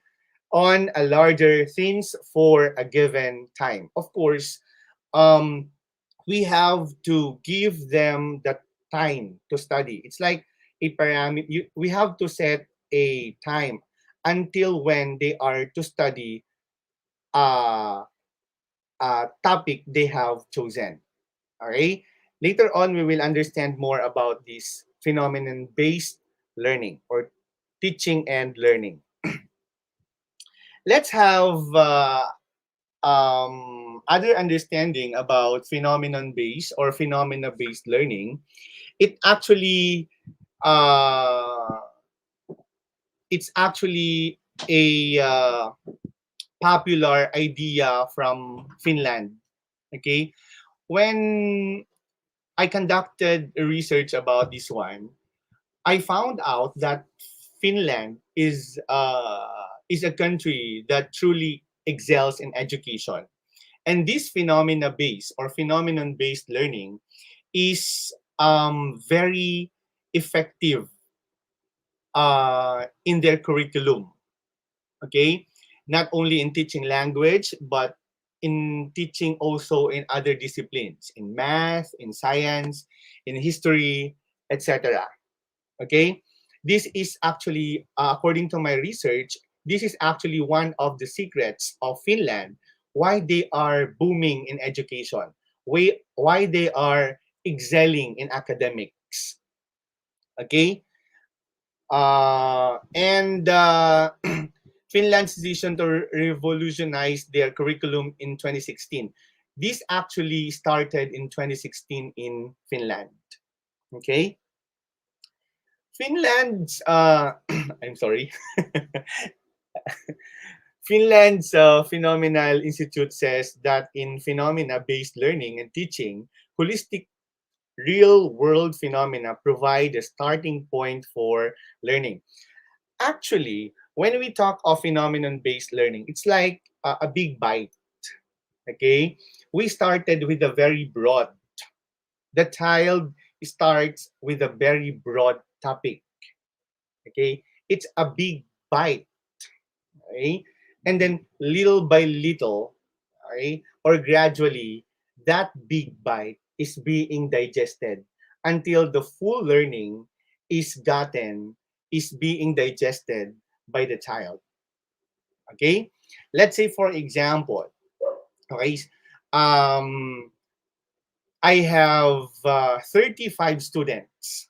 Let's say, let's all be realistic. I have 45 to 50 students in my class.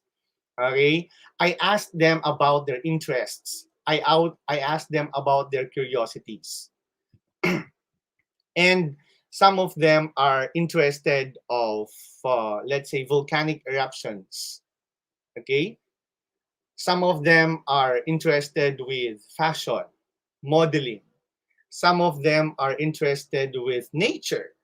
Some of them are interested with flower. Some of them are interested with computer games. Okay, that's why I asked you in my first slide, I asked you what interests you, because that's the focus of phenomenon based. The starting point of learning is from the interest of the child, because psychologically, if you are interested of something, you are more driven to work on it, unlike you are forced to learn of something that you are not interested. Okay, I hope you are getting my point there.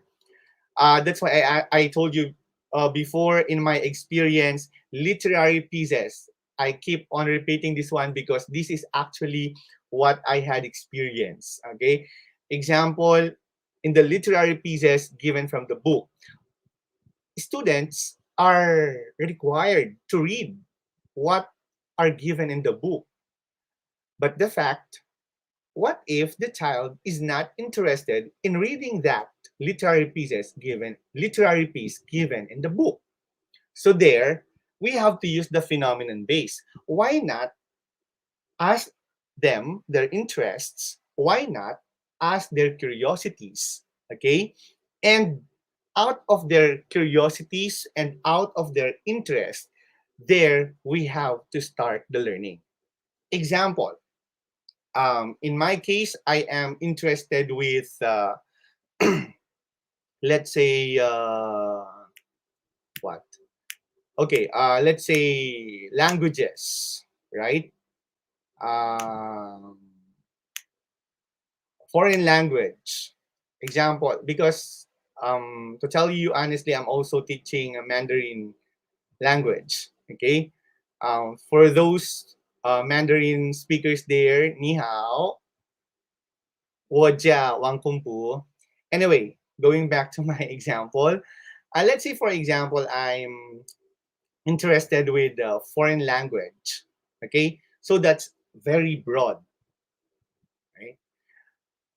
And then you, for example, like what you have answered earlier in the Mentimeter, you are interested with volcanic eruption, or maybe some of you are interested with K dramas, right? Okay, why not start the learning there in my interest? Okay, so as a teacher, I will start my learning from my students' interest, from my students' curiosities. Because of that, for me, and the same thing as I mentioned, psychologically, they are more driven to learn because you are giving them the opportunity to learn of things that they are interested in. Okay, so that's uh, the uh, the view. Okay, the view of this phenomenon based learning. It's very broad, right? Because let's say foreign language, that's very broad. Okay, later on we will find out how to gradually digest that broad idea from the interest of the student. All right. So there, the phenomena are studied in complete entities in their real context. And the information and skills related to them are studied by crossing the boundaries between the subjects. Okay, so this is what I'm talking about. Okay, complete entities. Let's say you are, I'm sorry for that. Let's say you are teaching English, but later on, or as you go through discussing English, you will find out that your students are also learning history. They are also learning math. They are also learning science. Okay, in the real context, because we are not fabricating stories here. In phenomenon based, we are not fabricating ideas. Okay, we are not being too fictional. Okay, but as in what's happening around us.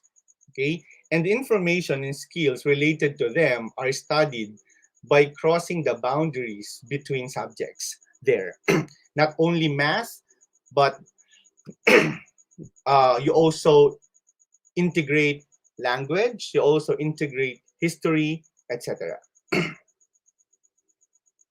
In simpler words, phenomenon based is a method of understanding a phenomenon, an observable event, using various methods and perspectives which may often overlap.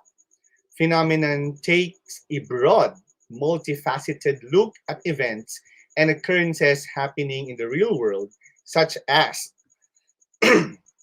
example, climate change. This one is an example of phenomenon. Migration, or even the European Union. You see, this example, change is a very broad topic, right?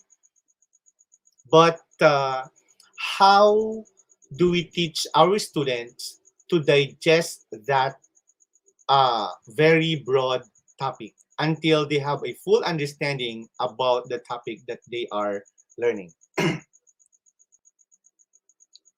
Next, looking at these subjects from a number of different angles helps the students to truly understand the workings of natural and societal events.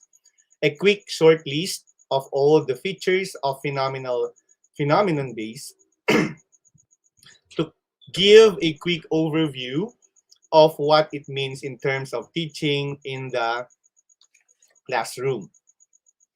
Okay.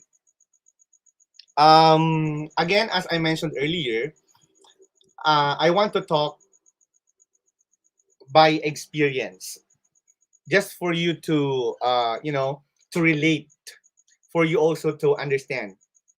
Example, in my class, okay, I have, going back to that example, I have 45 to 50 students, okay, and instead of asking them to read this literary piece, I did not do that. What I asked, what I did is that I asked them uh, to group themselves according to their interests. Okay, for example, this group is interested of volcanic eruption. I group them as one. One group is interested with computer games or computer in general. Okay, the other group is interested with, let's say, like what I've mentioned earlier again, K drama. Okay, and the other group is interested with, let's say, nature, or let's say flower. There, they are grouped according to their interest. Now that I have the idea about their interest, I have to provide them literary pieces that is connected, or that is parallel to their interest.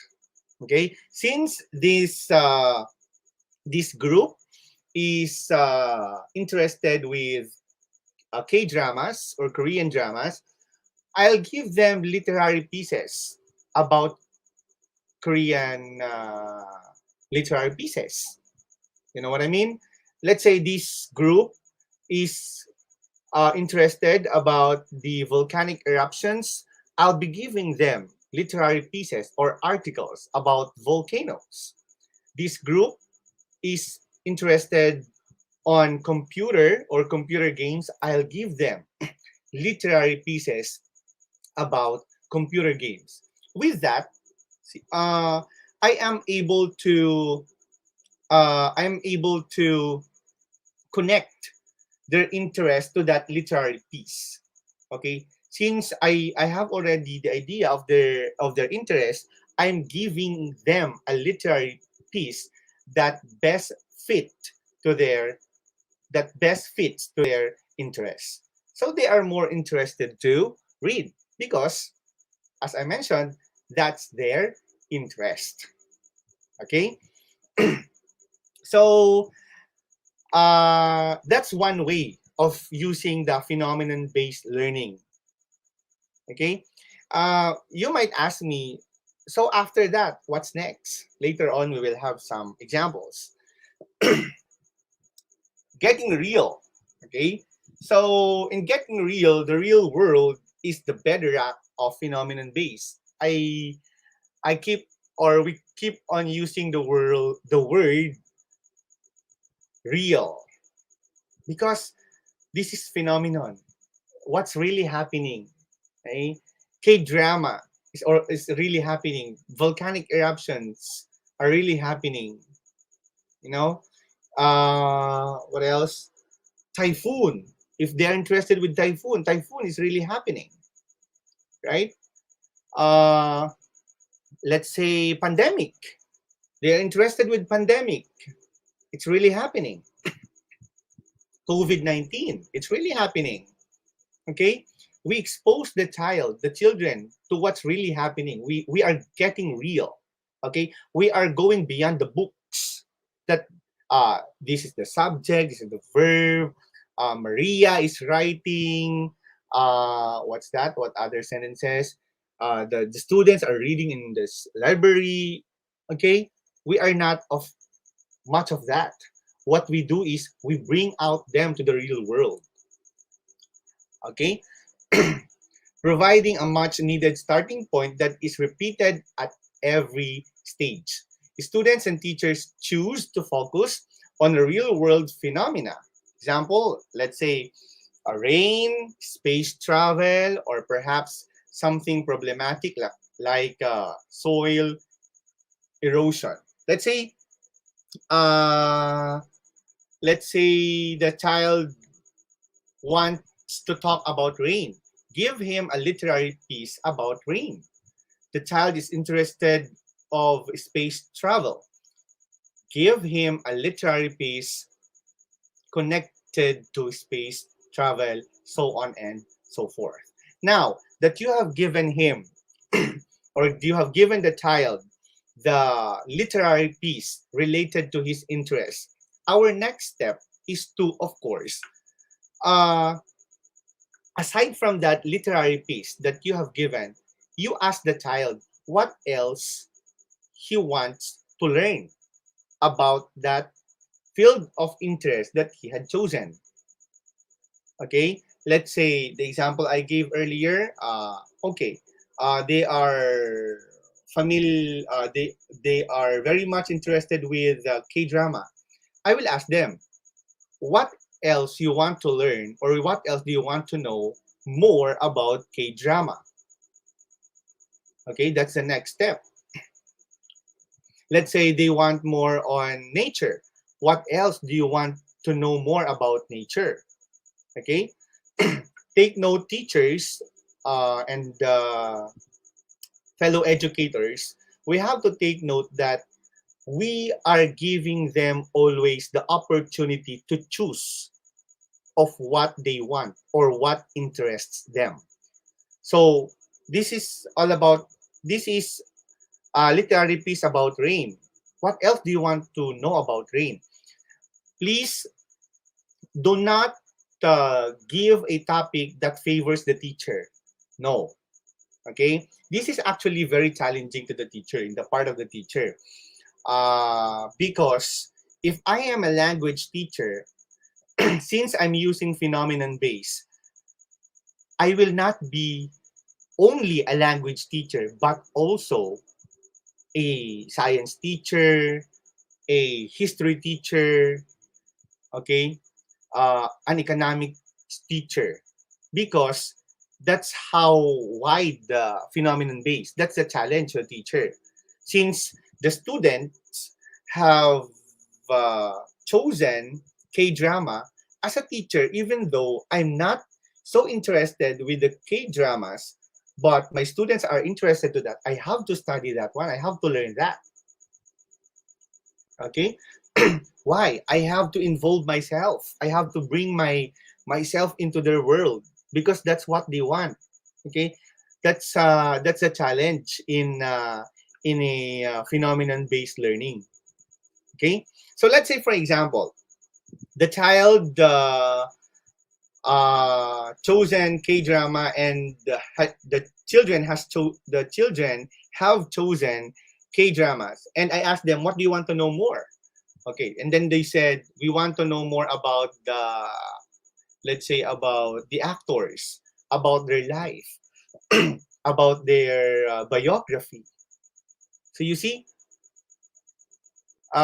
you are giving them the opportunity to explore on their own, not on how you want them to explore, but on how they want to explore. You are just right. You are there as a teacher just to guide them, not to dictate, not to not to tell them what to learn, okay, or what they want to know. They have to choose what they want to know more. Okay, so that's the focus of phenomenon based learning. Okay, next one. Students study a phenomenon that interests them, we know that, and use scientific inquiry and problem solving skills with the aim of understanding it and demystifying it. So, meaning it's a scientific process. What else do you want to know more about that one? You ask them to write. Okay, this group, what else do you want to know more? This group, what else do you want to know more? Or it could be one student only. Okay, anak, or I mean, my student, what else do you want to know more about that topic or about that that phenomena that you have chosen? Okay, then you ask the child to write more questions. What else does he want to know? And give the child or the children ample time, okay, ample time to find answers to their questions. Okay, wait, I'll just check my time. I think, I'm sorry, because I'm just given 20 minutes. Okay, I'll make it a little faster. I stop. Where did I stop? There. We have to give them ample time because it's scientific. Okay, because it's. I'm sorry. Because it's scientific. Okay, scientific inquiry in problem solving skills. Let them be the one to solve. Okay, the questions that they want, what they want to know more. Okay, for example, you require them, let's say, 10 questions. That's what I did. Okay, you write 10 questions you want to know more about the topic you have chosen. You write 10 questions. And then I give them 5 days or 3 days, okay, to research because this is a scientific inquiry and problem solving skill. I ask them to research and find answers to their questions. In that case, they are driven again to research. Okay, they are more interested to research because that is their interested, or that is the topic that they are interested. Okay, next one. Questions and more questions. Phenomenon based thrives on curiosity, and so students are encouraged to question there. That's what I'm talking about. What is around them? It's not a revolutionary concept.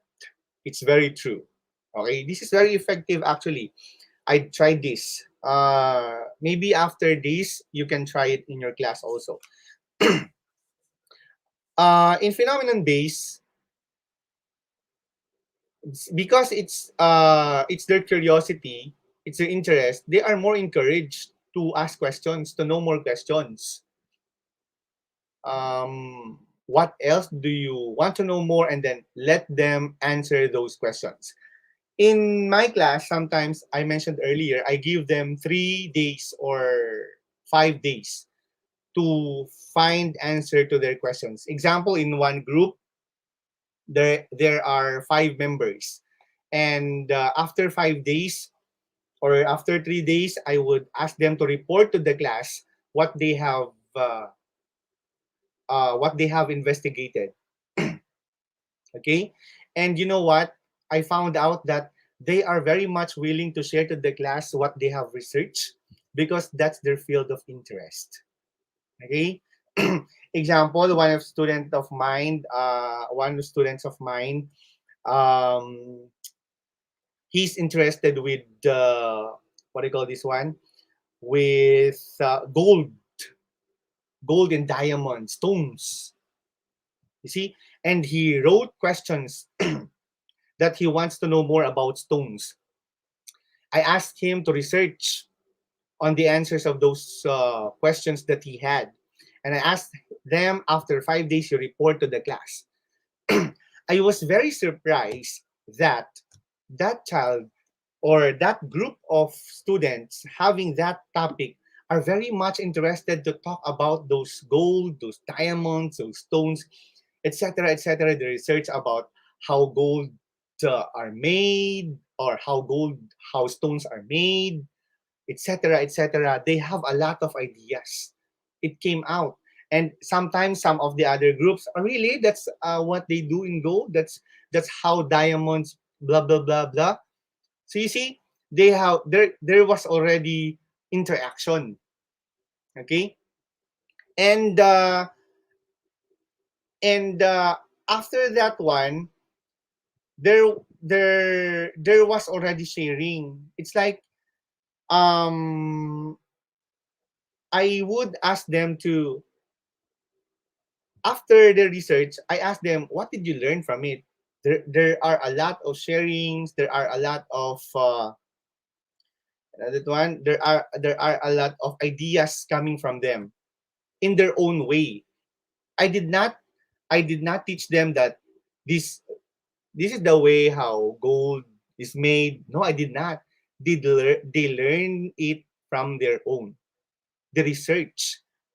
So you see, that's one advantage of phenomenon based. We as teachers, or we as educators, we do not spoon feed the learning or the information. They discover the information themselves. It's an active learning in the part of the students. Okay, uh, we leave the idea, or we forget the idea that um, learners are passive, or we leave the idea of having passive learners in which we give them the ideas. Let them discover the ideas in a real world. That's the beauty of phenomenon based learning. Okay? So there. Centuries ago, I think I have to leave this part. There. Contextualize. In phenomenon based, contextualization is very important because uh, in contextualization, learners are able to own the learning. That's contextualization. They own the process. They own the pacing. Excuse me. You see, it's not the idea of you are dictating everything they want to do. No, you are just actually guiding them. You you provide them the guideline. That's a the term that's the idea for phenomenon base. You give them the guideline. Okay, that's that's the idea of phenomenon base.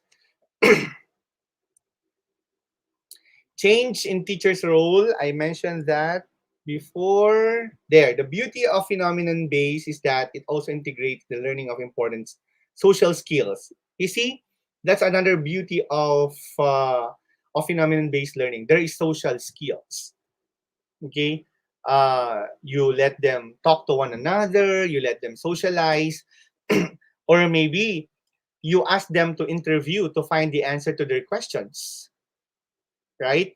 You ask them to conduct an experiment just for them to find out the answer to their questions. And the ability to function in a team. Phenomenon based also encourages the use of another pedagogy model, project based learning, inquiry questions, that's also good. What else? Collaborative work, that's one. What else? Reflection on learning. Sometimes they have their mini sessions, many lessons, or mini lessons. They also have their public presentations or class presentations. Example, this class, report what you've learned. Okay, the report. Another group, report what you've learned, you report. It's not the traditional way that this is the literary piece. I want you to read this. After reading, ask questions. Who are the characters? Where's the setting? Right? The plot of the story. No, we do not use that one. But in phenomenon based, we become more realistic for them to explore in their own ideas, to explore their own interests and their own curiosities. Phenomenon based allows students to own their own learning. I have to skip this part. Okay, I think I have to end my presentation. So overtime na po ako. Sorry. So that's the beauty of phenomenon based.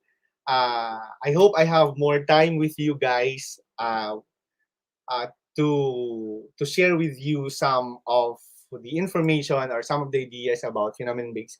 But for now, I could say phenomenon based is going beyond what we know in the book. We expose the child to the real world or to what's really happening in our world. Thank you very much for listening. I hope you have learned from me. Thank you, ma'am. Thank you, teachers, for listening.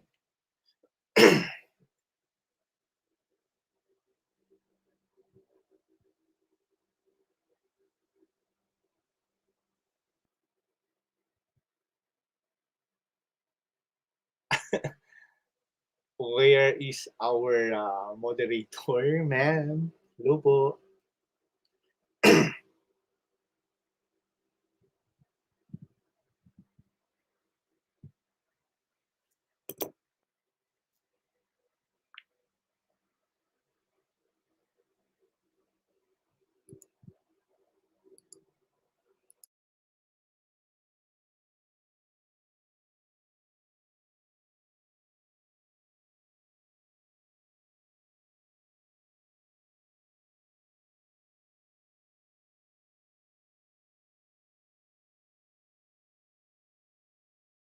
So, guys, good evening once again, everybody. Are Um, you inspired? Sorry, Hi, sir. Good overtime. evening. Yes, thank you, sir. But it's a fruitful presentation. And I have learned so much. Thank you, What ma'am. inspires me, sir, is that knowledge, when focused in our interest in exploring unlimited learning, it's a significant part in grasping wisdom and in a multidisciplinary learnings. So, guys, educators, my dear audience, let's refocus our focus on teaching and learning through a holistic, real world experience. That's a great answer here. For me, it's timely, suitable, and an important topic and innovative material for students, especially for our educators tonight. And I am positive our viewers have attained abundant pointers that benefits them in improving what we can offer our world. Diba, Thank sir? you. Yes, ma'am. Okay, sir. With that, thank you very much of your collective time with us. We will see you again later on our Q&A. Yes, Thank ma'am. you, Sir Thank Emir. you. Can I turn off my camera? Ah, yes, sir. Thank you.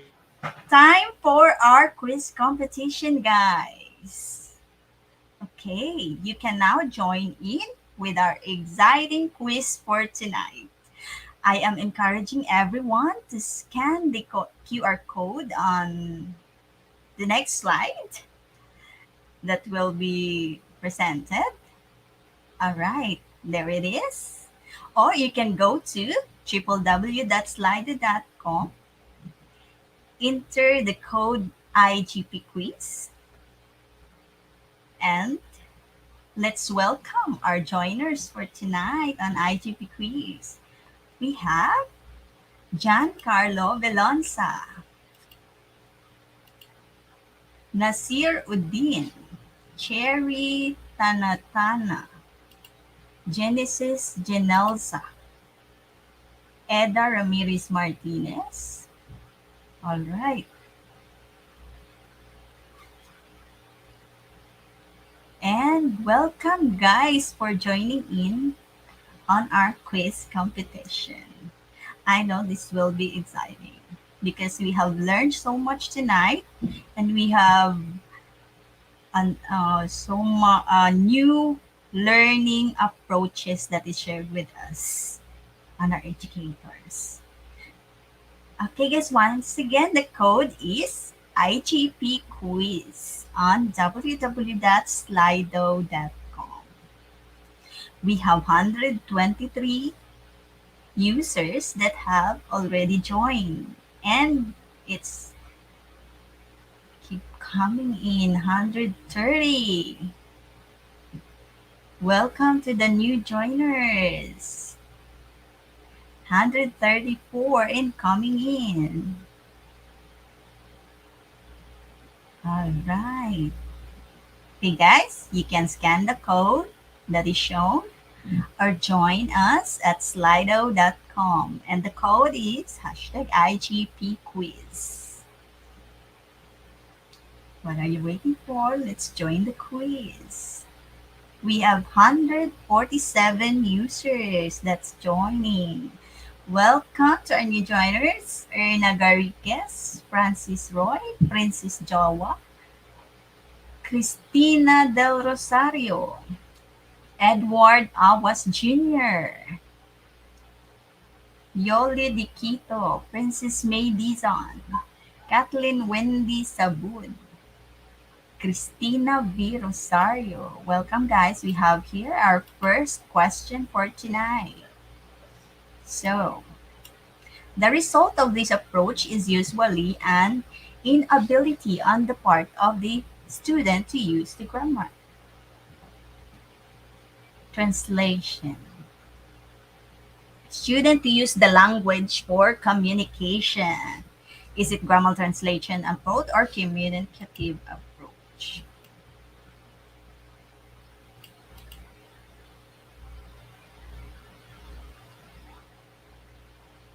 Okay. We have 61% that answered communicative approach. And 39% answered grammar translation approach. And the correct answer is grammar translation approach. 39% got it right.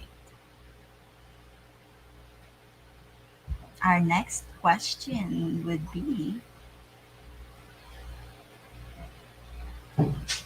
in this, reading comprehension is the only language skill emphasized.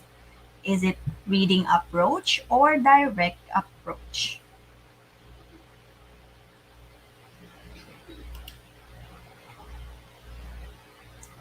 In this, reading comprehension is the only language skill emphasized. Is it reading approach or direct approach?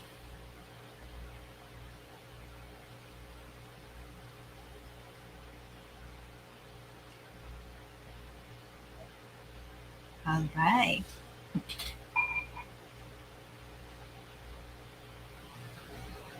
We will wait for the percent, and we got the correct answer.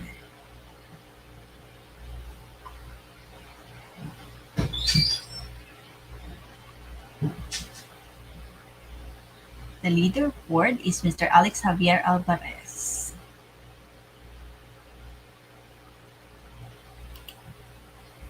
Okay, voting closed. 84% answered reading approach and 16% or 24% answered direct approach. And the correct answer is reading approach. 76% got it right. Well done. We have third question. In this approach, only the target language should be used in the classroom. Is it oral situational approach or audiolingualism approach?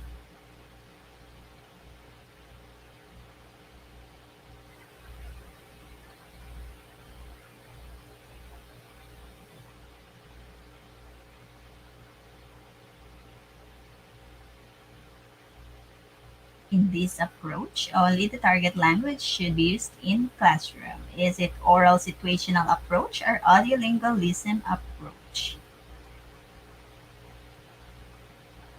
I think it's so fast that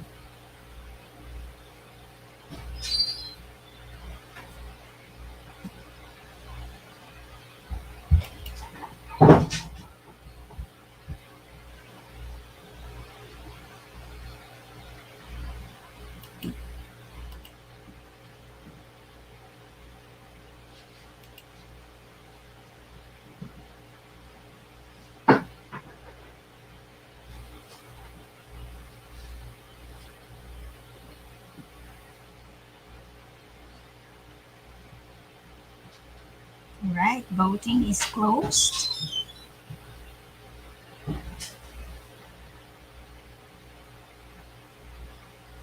What question? Class atmosphere is reviewed is viewed as more important than materials or methods. What approach is this? Is it oral situational approach or effective humanistic approach?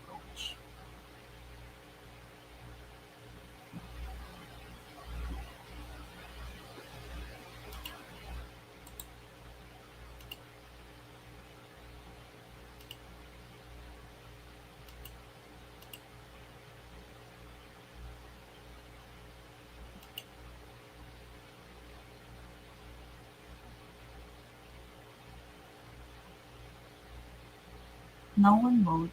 I think the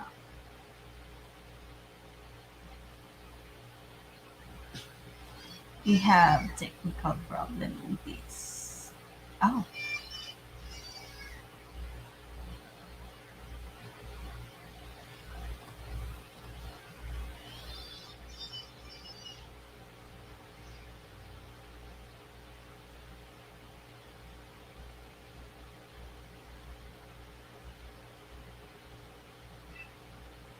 did everybody voted on their answers?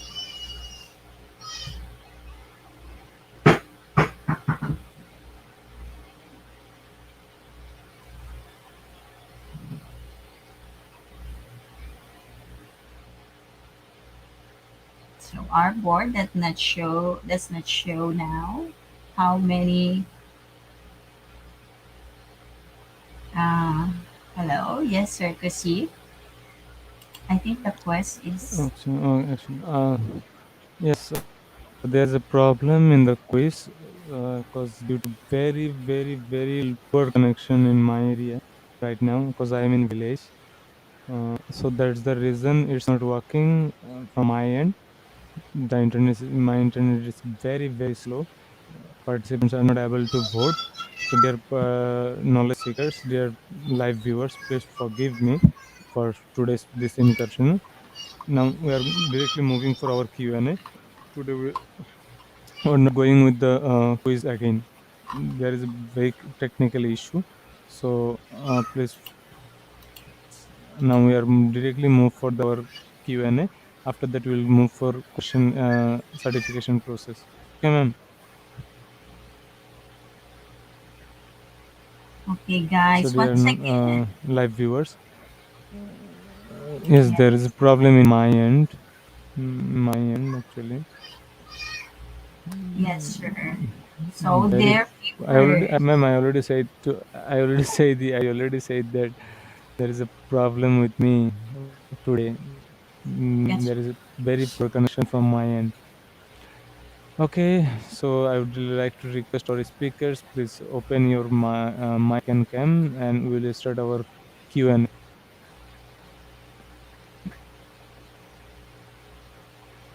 hello, ma'am. Welcome once again. Good evening. Good evening, everyone.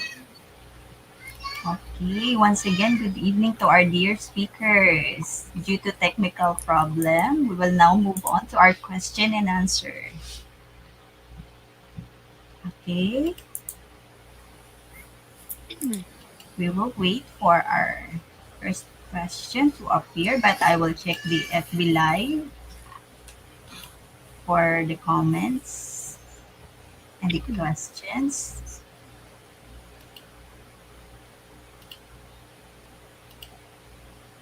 Okay,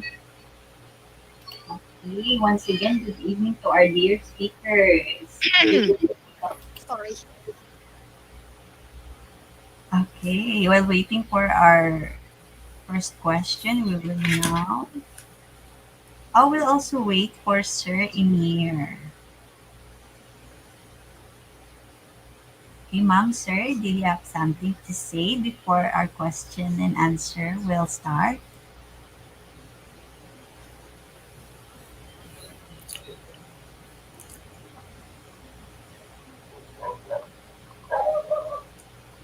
Okay, once again, guys, while waiting for the questions, don't forget to celebrate with IGP when you will get your e-certificates.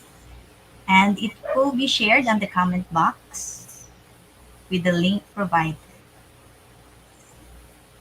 All right, let's welcome once again Sir Emir Corpus, Teacher Ricky, and Mom Angela. Our first question from Firuz Akbar to Miss Angela Raquel A. Marzan. You mentioned extensive oral and print vocabularies. I used to teach in China for a number of years, and my Chinese students had problems with oral vocabulary unless they were shown the print ones. Can you suggest practical ways of challenging visual students to become more auditory learners, or is it really challenging? Yes, ma'am. Yes, it is actually challenging. Wait for a sec. Let me just close my Facebook account here. All right. So you mentioned, by the way, thank you so much, Mr. Ferris, for that question. Actually, I teach Chinese students too, and it's really challenging indeed to teach students to read. Actually, I had a student as young as 3 years old, so it's very hard for me to teach her. So what I do is that I make use of repetition. Okay, I make use of repetition. I introduce the picture, and then I keep on repeating the word, and then I make sure that she pronounced it well. She pronounced it correctly. So uh, on the other day, we will repeat that picture again, and we'll find out if she could pronounce it well, and she could what they call this. She could recognize that word. So it is more on visual. All right, you demonstrate pictures, you give them more pictures, and you repeat the words. So yep, and indeed, it's very challenging. I taught that 3-year old kid, and right now she can read. She can read words, and she could recognize sight words already by the use of repetition. Okay, ma'am, that is valuable points. Yes, thank you with Sir Ferris Akbar. From Sweet Cell Karen Montehermoso to Sir Ricky, in your own experience, sir, what are your strategies in teaching English to primary students? How do you teach English language to young students who use his native language only? Yes, Sir Ricky. Thank you very much, ma'am. Sweet Cell Karen Monte Hermoso. Actually, I am a secondary teacher and not teaching primary, but I would like to share my experience way back 2017. Actually had a student from Korea, wherein the level of the student is actually level 1 with no exposure with the English. Then the first day of our class is actually in a silent way.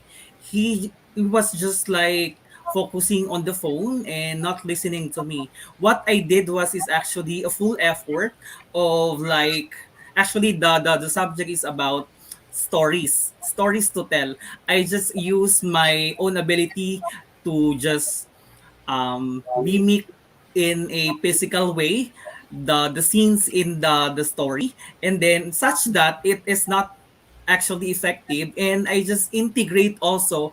I just draw it on the board how it was in this, what are the happenings or scenes in the story, and little by little, or I mean day by day, he actually um he actually very eager to listen to me because of the actions I am making in the cubicle or in the classroom. Well, I think, ma'am, I believe that it will always depend on the students and of course in the setting, because given the fact that we have a lot of strategies to be employed in the class, it will always varies as to how we are going to, I mean, extend our heart to our students so that the focus, even though there are a lot of barriers in that classroom, well, just take a little time to extend your effort.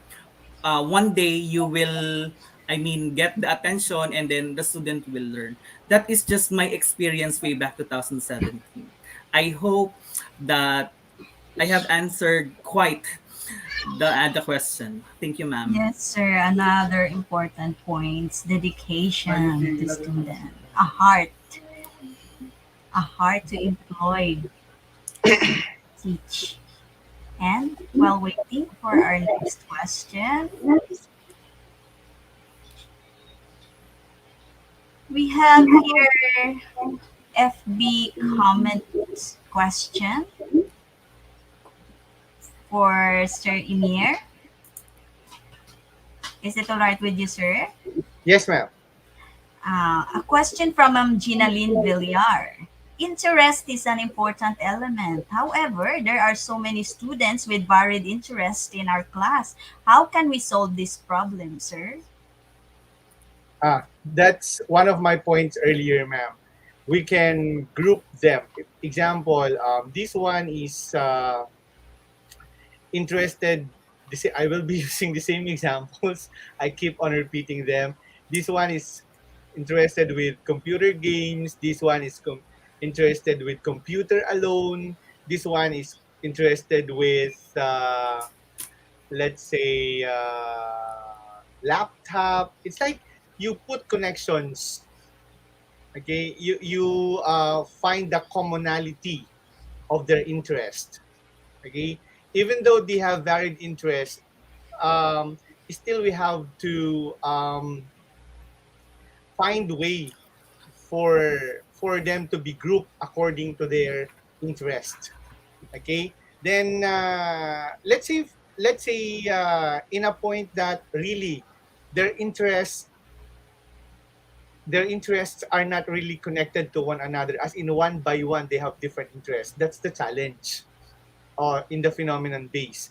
We have to entertain them.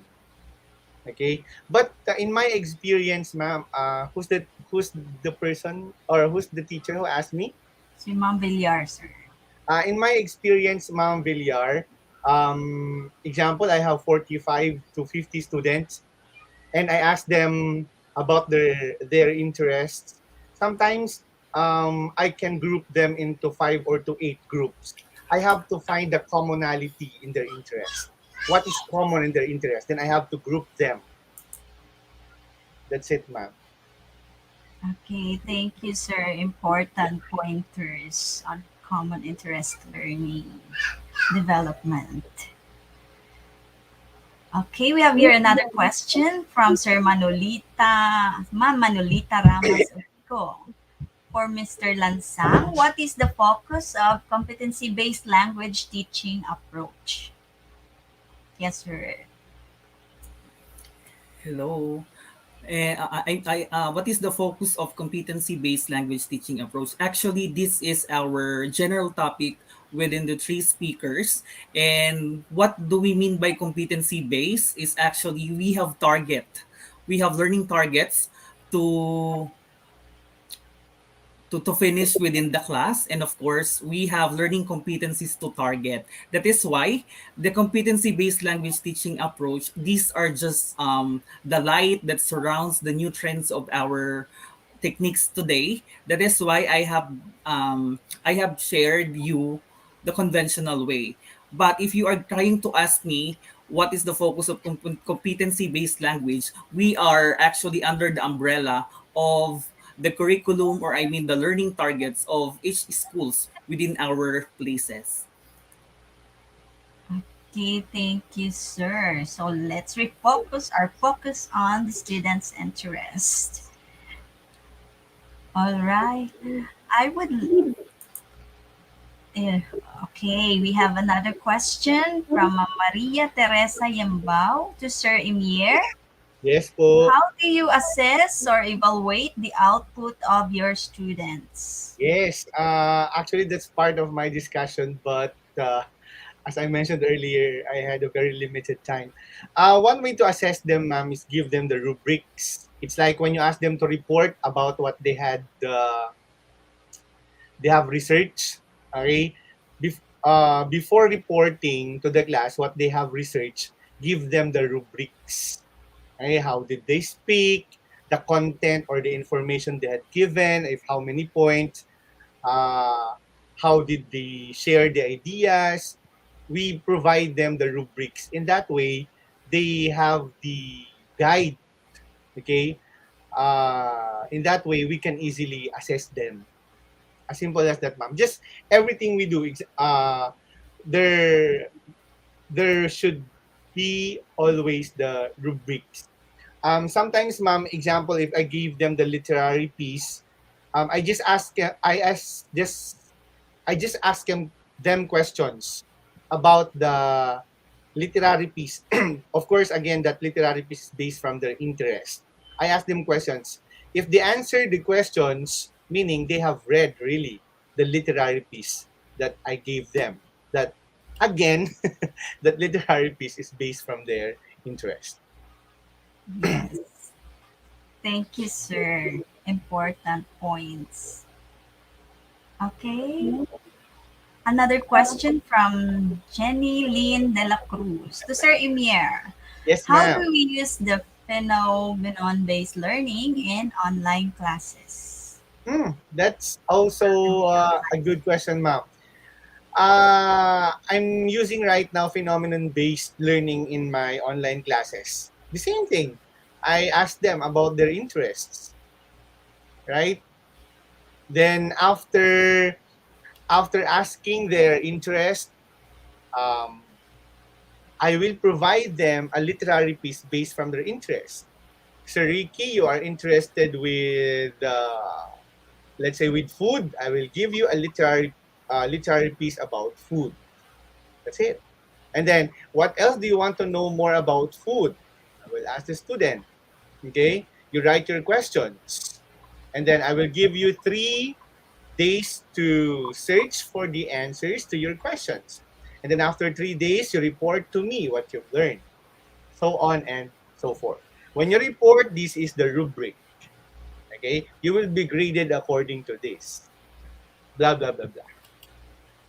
Thank you, sir. Yes, yes, ma'am. Oh, we should use it today at this time of pandemic and online classes. Yes.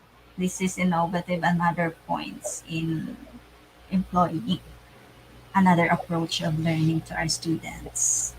Another question from Manolita Ramas Oligo. For Mr. Corpus, what is the focus of competency-based phenomenon learning?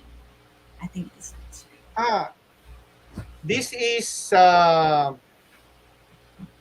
actually phenomenon-based learning is actually a strategy.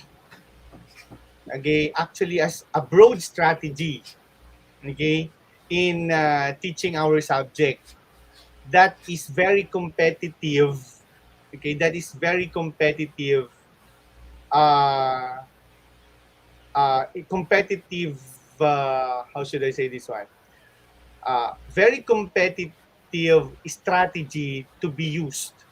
Okay, because um, because in our curriculum, as I mentioned earlier, again, sometimes there are cases that information given there are not really aligned to the interest of our learners.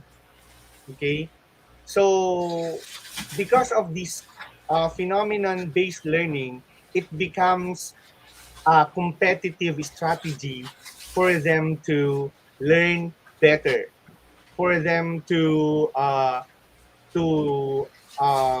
to be more passionate about learning. Okay, so I think that's the advantage of the use of phenomenon-based learning. Okay, thank you very much, sir. At this point, we have no questions left, and I would like to thank you once again, our dear speakers, Ma'am Angela, Sir Ricky, Sir Emir. Thank you very much. I hope we will see you soon again on another curriculum based or English strategies learnings. Thank you very much. Thank Thank you so much you. too, ma'am. Okay, Good thank night from the Thank you. you Philippines. very much, Thank you. IGP, for the opportunity. Thank you. Thank you. Okay. Thank you very Thank you, much, sirs and IGP. ma'am. All right, everybody. As shown, we have today's certification process. The code for tonight is IGP0405. Without code, no one is eligible for certificates. And the program for today is Strategies in Component-Based Curriculum. You can screenshot or take note the code. The code is IGP0405. Without an account on our website, you can visit, you can also see, but you can do anything functional. Okay, always remember with code, you can claim your certificates anytime. So take a screenshot or take note of the code for tonight. That is IGP0405. All right, guys. And all right, dear knowledge chasers, we hope to see you again on our upcoming webinars that have been shown on previous slides. And we thank you all for attending today's session. We are confident and positive you learn something new today and every day, which you will be grasping and applying it to enrich your career growth and in your life. As Baby King says, the beautiful thing about learning is nobody can take it away from you. And again, don't forget to collect your e-certificate and give a check-in with IGP. Celebrate with IGP by the link mentioned below and on our website, www.eduigp.com. Spread the information with your friends and community. We hope to see you all again in the upcoming webinar. Until then, thank you. Let's face this pandemic with positivity by nourishing our skills at home with IGP. I am your host, Miss Stel from the Philippines, saying stay happy, stay safe, and signing off. Goodbye, everyone. Have a good night.